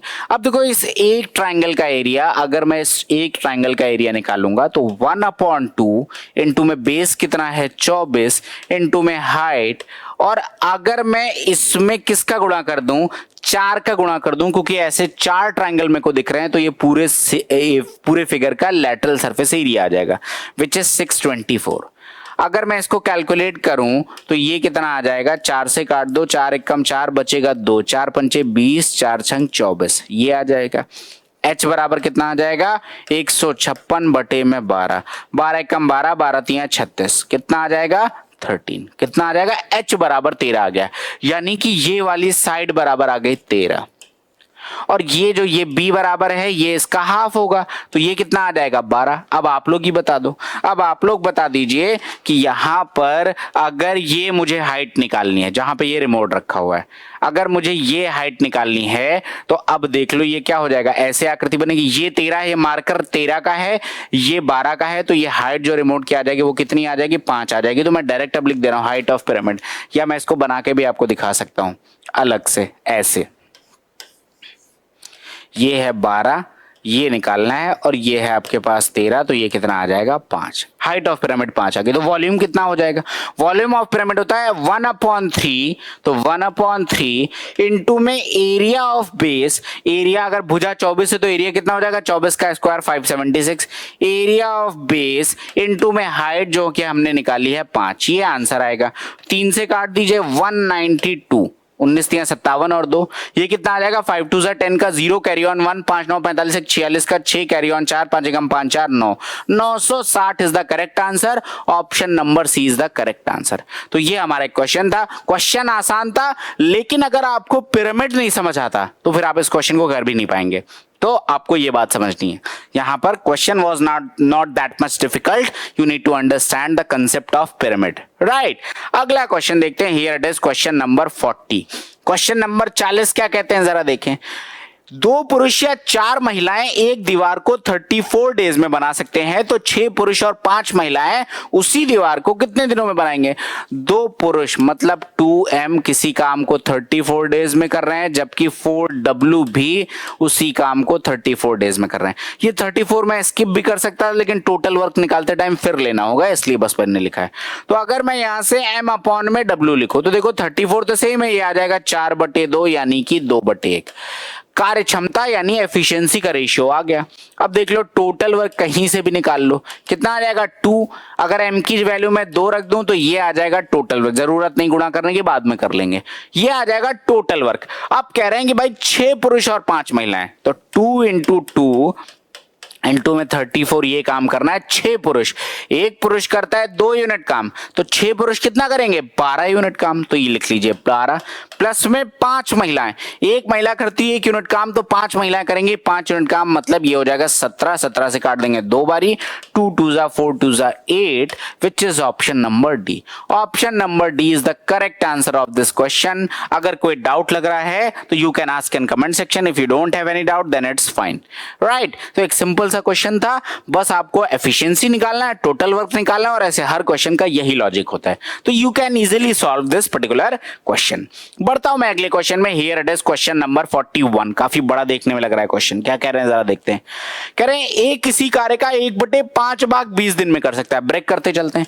एक किसी काम का 1/5 अगर 20 दिन में कर रहा है तो टोटल काम कितने दिनों में करेगा, 100 दिनों में करेगा। अब आ जाओ, बी उसी कार्य का 30% भाग 36 दिनों में कर रहा है, मतलब 3/10 भाग अगर 36 दिनों में कर रहा है तो टोटल काम कितने में करेगा, 36 गुणे में 10/30, ऐसे कुछ आ जाएगी वैल्यू। कितनी आ जाएगी, ये आपके पास आ जाएगी 120। कितनी आ जाएगी 120। कैसे देख लो, 30% को मैं लिख सकता हूं कितना, 3/10, मतलब 3/10 काम कोई बंदा करता है 36 दिनों में, तो एक काम कितने में करेगा, 36 इंटू में 10/3, ये आपका आ जाएगा 120। तो ऐसे आप डायरेक्ट भी कैलकुलेट कर सकते हैं। अब आ जाओ सी पर। अब देखो सी के बारे में क्या कह रहा है, जबकि सी उसी कार्य का 80% मतलब 4/5 भाग 160 दिनों में कर रहा है, 4/5 भाग 160 दिनों में कर रहा है, तो टोटल कितने में करेगा, 4 से गया 40 बार, 200 दिनों में करेगा। कितने दिनों में करेगा, ये करेगा 200 दिनों में। कई लोगों को इसमें डाउट होता है तो बता दे रहा हूं भैया, 4/5 भाग कर रहा है 160 दिनों में, तो एक भाग करेगा 160/4 इंटू में 160 में कितना आ जाएगा, ये 160/4 और ये आ जाएगा इंटू में 5, तो आंसर कितना आ जाएगा 200। ये हो जाएगी हमारी वैल्यू। यहां तक क्वेश्चन सिंपल। अभी क्वेश्चन सिंपल नहीं, क्वेश्चन बढ़िया लग रहा है। टाइम एंड वर्क मैंने कहा भी कि दे हैव फोकस्ड, तो आपको अच्छे क्वेश्चन इस शिफ्ट में मुझे दूसरा क्वेश्चन दिख रहा है, and this is also a good question. यहां तक हो गया। तो बेसिक काम तो आप पहले एलसीएम निकाल लो। 100, 120 और 200 का एलसीएम कितना आ जाएगा भाई, क्लियरली दिख रहा है 600 एलसीएम आ जाएगा। तो एफिशिएंसी कितनी आ जाएगी, ये आ जाएगी 6, ये आ जाएगी 5, ये आ जाएगी 3। यहां तक तो क्वेश्चन हो गया सिंपल। अब जरा मैं पढ़ता हूं आगे का क्वेश्चन क्या कह रहा है। आगे कह रहे हैं बी और सी ने मिलकर काम शुरू किया और एक्स दिनों तक कार्य किया, और एक्स दिनों बाद बी ने काम छोड़ दिया और ए और सी के साथ मिलकर कार्य करना शुरू किया। दोनों ने शेष कार्य एक्स माइनस 41 दिनों में पूरा किया। कह रहे हैं यदि बी प्लस सी द्वारा एक साथ मिलकर किया गया कार्य ए प्लस सी द्वारा एक साथ मिलकर किए जाने वाले कार्य का अनुपात 19:6। चलो करते हैं। देख लो, कह रहे हैं कि बी और सी ने मिलकर शुरू किया और एक्स दिनों तक कार्य किया। देखो बी और सी अगर काम करेंगे एक साथ तो एक दिन में करते हैं 8 यूनिट काम, तो एक्स दिनों में कितना करेंगे? एक दिन का 8 यूनिट काम है तो एक्स दिनों का कितना आ जाएगा? 8x काम। ये तो आ गया बी प्लस सी का, और अपॉन में बी तो चले गए हैं। अब क्या कह रहे हैं? ए प्लस सी है ना। अब क्या कह रहे हैं कि एक्स दिनों बाद बी चला गया, ए और सी ने शेष साथ मिलकर शेष कार्य एक्स माइनस 41 दिनों में किया। शेष कार्य एक्स माइनस 41 दिनों में किया, मतलब ए प्लस सी अगर एक साथ काम करते हैं तो 6 + 3 एक दिन में करेंगे 9 यूनिट काम। तो एक दिन में करेंगे 9 यूनिट काम, तो टोटल एक्स माइनस 41 दिनों में इन्होंने काम को पूरा किया है, तो इतना ही काम तो करेंगे। मैं यही कह रहा है ना कि दोनों शेष कार्य को एक्स माइनस 41 दिनों में किया है। वो एक दिन में करते हैं 9 यूनिट काम, तो एक्स माइनस 41 दिनों में कितना करेंगे? 9 × x माइनस 41। और क्वेश्चन ये कह रहा है कि ये जो काम का रेशियो है ना, ये 19:6 के बराबर है, मतलब ये वैल्यू है 19:6। उठा के सॉल्व करो, ये आ जाएगा 48x बराबर, वो ये 19 इंटू में 9 आ जाएगा 171, तो ये आ जाएगा 171x माइनस में। अब देख लो, मैं इसका ना अभी गुणा नहीं करूंगा, ऐसे लिख दूंगा 171 इंटू में 41, बाद में कैलकुलेट करेंगे। ये आ गया, कैलकुलेट करते हैं। 171 में से 48 जाएगा कितना? मतलब x की वैल्यू अब मैं डायरेक्ट लिख रहा हूं 171 इंटू में 41, 171 में 48 लेके जाइए, कितना आ जाएगा? 11 में से 8 जाएगा, 3 बचेगा, यहां बचेगा 16 में से 4 जाएगा 12, 123। 41 का 3 गुना दिख रहा है क्लियरली, तो ये आ जाएगा आपके पास 3 3 1 3 3 4 12, ये आ गया 3 टाइम्स। ये कट रहा है क्या? 7 8 9 बिल्कुल कट रहा है। कितना आ जाएगा? 3 5 15 बचेगा 2, 3 7 तो x बराबर कितना आ गया? 47।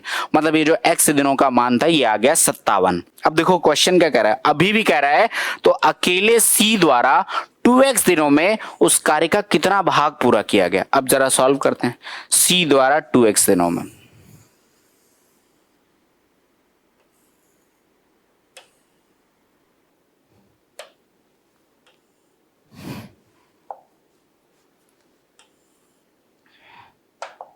सॉरी,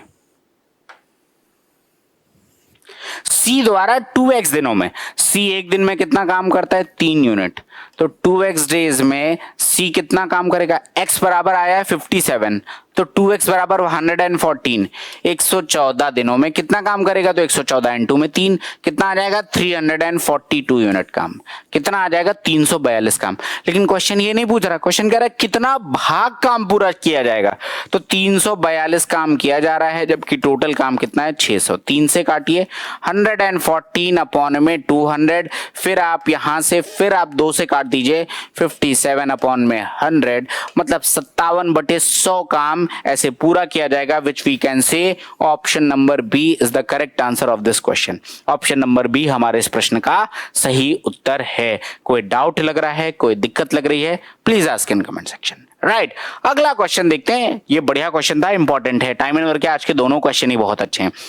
अगला क्वेश्चन कह रहे हैं, क्वेश्चन नंबर 42, यदि एक ठोस अर्धगोले का संपूर्ण पृष्ठीय क्षेत्रफल इतना है तो इसका आयतन, ठोस अर्धगोला है, हेमीस्फीयर, 3πr² होता है, तो 3 इंटू में 22/7 इंटू में r², ये बराबर कह रहे हैं 4158। क्या आपको r निकालना है, फिर दोबारा 2/3πr³ में वैल्यू रख देनी है।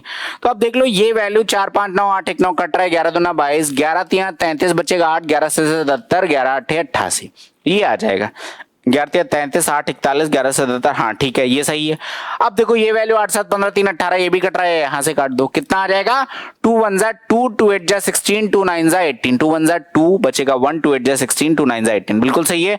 3 से काट दीजिए, ये आ जाएगा 63, तो यहां से r² की वैल्यू आ जाएगी 63 इंटू में 7। r बराबर कितना आ जाएगा? देख लो, ये क्या लिखा हुआ है? 63 का मतलब 9 इंटू 7 ये लिखा हुआ है, तो यहां से 9 ये आ जाएगा 9 इंटू में 7 इंटू में 7, और इसका अंडर रूट विच इज कितना आ जाएगा? 21। तो रेडियस यहां से कितना आ जाएगा? 21। अब कह रहे हैं इसका वॉल्यूम बता दो, तो वॉल्यूम क्या होता है? अर्धगोला है तो 2/3 इंटू में 22/7 इंटू में 21 इंटू में 21 इंटू में 21, ये और ये तो कट गया, ये बच गया 44 इंटू में 441, ये अपना आंसर आएगा। मैं यूनिट डिजिट की हेल्प से सॉल्व करूंगा, ऑप्शन की रेंज भी बड़ी लग रही है तो मैं डायरेक्ट इस क्वेश्चन का आंसर ऑप्शन नंबर सी टिक कर दूंगा, बिकॉज कोई और ऑप्शन नहीं जिसकी यूनिट डिजिट 4 है और ये वैल्यू के भी अंदाजा लग रहा है कि हाँ बड़ी वैल्यू है, so we can directly tick the answer option number C with the help of unit digit. बस सिंपल सा क्वेश्चन था, फॉर्मूला पता है, डायरेक्ट अप्लाई कर देना है, नथिंग एल्स। ठीक है, बढ़ता हूं मैं अगले क्वेश्चन में। Here it is question number 43, ये देख लो। कह रहे साहब इनका एचसीएफ बता दो, और ऑप्शन भी बनाने वाला भी अजीब ही बना रहा है। देख लो, अब इसमें कोई लॉजिकल ऑप्शन ही नहीं यार, डायरेक्ट मान रहा है। क्या 5 से कोई वैल्यू कट रही है, सीधा ऐसे काटो। 7 से 78 ही नहीं कटता, बात खत्म हो गई। 1 से बड़ी 2 है और 2 सारी वैल्यूज को काट रहा है, that means 2 is the correct answer of this question. बस डायरेक्ट है भाई, 2 78 को भी काटता है, 84 को भी, 90 को भी, 112 को भी, बात खत्म है, यही आंसर है। तो एकदम सिंपल सा क्वेश्चन था। क्वेश्चन नंबर 44 क्या कह रहे हैं जरा देखिए। दो वृत्तों की त्रिज्याएं 6 सेंटीमीटर और 9 सेंटीमीटर है। अनुप्रस्थ उभयनिष्ठ स्पर्श रेखा की लंबाई 20 सेंटीमीटर, तो दोनों केंद्रों के बीच की दूरी मतलब ट्रांसवर्स कॉमन टेंजेंट टीसीटी की वैल्यू आपसे यहां पर कह रहा है कितनी है, 20 है। तो ये बराबर हो जाएगा 20 स्क्वायर बराबर कितना आ जाएगा, डिस्टेंस का स्क्वायर जो कोई अपने को निकालना है, तो डी स्क्वायर माइनस में R1 प्लस R2 का होल स्क्वायर। तो R1 प्लस R2 का होल स्क्वायर मतलब 9 प्लस 6 15 का होल स्क्वायर, तो ये आ जाएगा 225। तो डी स्क्वायर बराबर आ जाएगा 625, तो डी बराबर आ जाएगा 25, which is option number C. तो डायरेक्ट फॉर्मूला बेस्ड क्वेश्चन था, हम डायरेक्ट लगा सकते थे, बाकी कंस्ट्रक्शन सी भी कर सकते हैं, बट अगर आपको फॉर्मूला याद है तो डायरेक्ट लगा के आंसर ले लो। 25 is the correct answer of this question. आसान सा क्वेश्चन है, कोई दिक्कत वाली बात यहाँ पे नहीं होनी चाहिए। अगला क्वेश्चन देखते हैं, क्वेश्चन नंबर 45। पता नहीं क्या ही एक एक चैप्टर से एलसीएम एचसीएफ जैसे चैप्टर चौथा पांचवा क्वेश्चन दिख रहा है अपने को।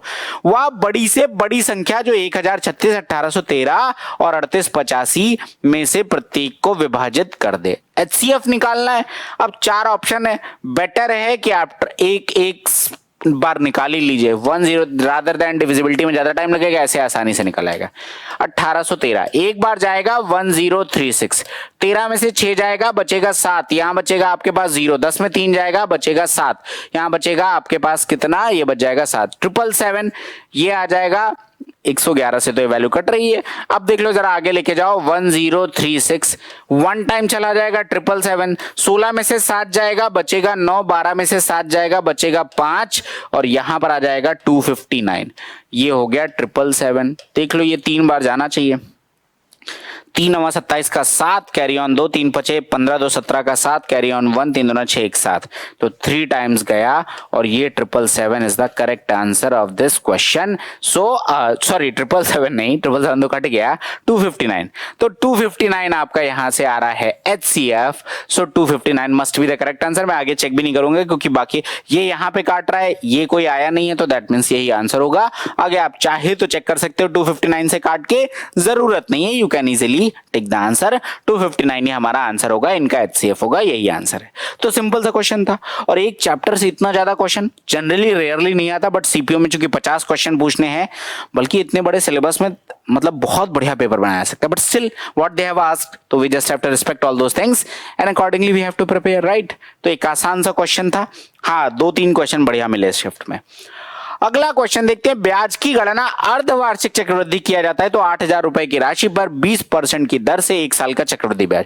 देखो बेटा 1 साल है और अर्धवार्षिक मतलब 2 छमाही, तो सारा प्रोसेस वही करेंगे जो कि 2 साल वाला होता है। सबसे पहले ऐसे क्वेश्चन में क्या करते हैं, इफेक्टिव रेट ऑफ इंटरेस्ट। सबसे पहले क्या निकालेंगे, इफेक्टिव ROI कितना आ जाएगा, 20/2 मतलब कि 10%।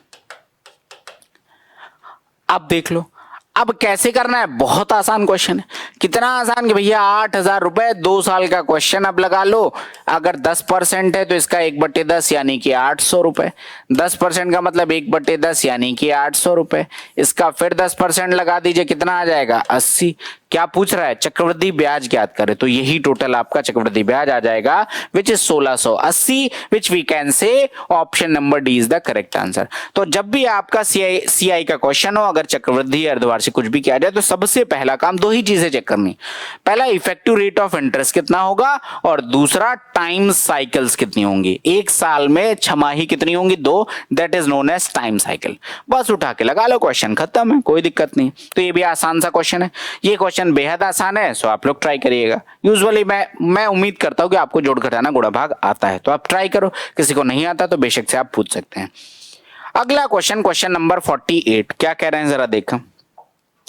नीचे दी गई तालिका 4 आए, तालिका 4 विक्रेताओं द्वारा बेचे गए लैपटॉप की संख्या है, ABCD 4 सेलर्स हैं, उनके द्वारा बेचे गए लैपटॉप की संख्या दे रखी। अब क्या कह रहे हैं, तथा बेचे गए ब्रांड लैपटॉप एक और बेचे गए ब्रांड लैपटॉप का अनुपात को दर्शाता है, ठीक है। अब क्या कह रहे हैं, टोटल नंबर ऑफ ये जो सोल्ड है वो हमें दिखा रहे हैं यहां पर।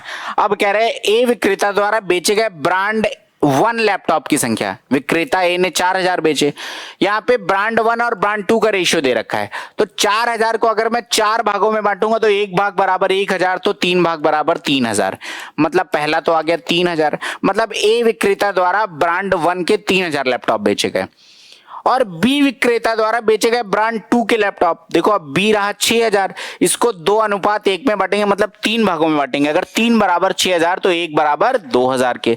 और क्या करें, बी विक्रेता द्वारा बेचे गए ब्रांड 2, मतलब ये लेना है, तो ये वैल्यू कितनी आ जाएगी, 2000। भाई देख लो, 6000 बटे में 3 करोगे और मल्टीप्लाइड बाय 1 करना है, तो 2000 आ जाएगा। कि लैपटॉप की संख्या से ये कितना अधिक है, तो भाई 3000 इस 2000 से कितना अधिक है, 1000 अधिक है, that means option number A is the correct answer. Simple सा क्वेश्चन था, कोई दिक्कत वाली बात नहीं होनी चाहिए, ठीक है। तो ये हो गया हमारा 48। अगला क्वेश्चन देखते हैं, क्वेश्चन नंबर 49 ज्योमेट्री का दिख रहा है। एक वृत्त में जीवाएं ए बी और सी डी आंतरिक रूप से ए पर प्रतिच्छेद करती हैं, ई पर सॉरी, ये हो गया ए बी और ये हो गया हमारे पास सी डी, ये ई पर प्रतिच्छेद करती हैं। सी डी बराबर 18, ये पूरी है 18, डी ई बराबर 5, अगर पूरी 18 है, ये 5 है, तो सी कितनी आ जाएगी, 13 आ जाएगी। अब क्या करें, ए ई बराबर 13, ये 13 है, तो ये कितना आएगा, क्या ही क्वेश्चन पूछ रहा, 5 आएगा भाई। ए ई इंटू में ई बी ये बराबर होगा सीई इंटू में ई डी के, मैंने क्या बोला, ए ई इंटू में ई बी ये बराबर होगा सीई इंटू में ई डी। तो भैया 13 इंटू में 5 बराबर 13 इंटू 5 होगा, कहां से आता है, हिंट बता दे रहा हूं। अगर मैं इसको यहां पे ऐसे मिला दूं, इसको ऐसे मिला दूं, 2 ट्राइंगल आपको दिख रहे हैं, दोनों में सिमिलरिटी लगा दीजिए, यही सेम रिलेशन आ जाएगा, लेकिन पता होना चाहिए, बहुत ज्यादा पूछा जाता है। तो इस क्वेश्चन का आंसर कितना आ जाएगा, 5 centimetre is the correct answer of this question. अगला and this is the last question of this session, ये क्या कह रहे हैं भाई, अगला क्वेश्चन कह रहे हैं भैया सभी स्कूलों में मिलाकर किस क्लास में विद्यार्थियों की संख्या न्यूनतम है। टोटल यहां दे रखा है, क्वेश्चन में कुछ बचा ही नहीं। क्लास 10th में कितने हैं, क्लास 10th का मतलब 910 बच्चे, 910 न्यूनतम तो नहीं, क्योंकि 904 न्यूनतम है, 903 न्यूनतम है, सॉरी।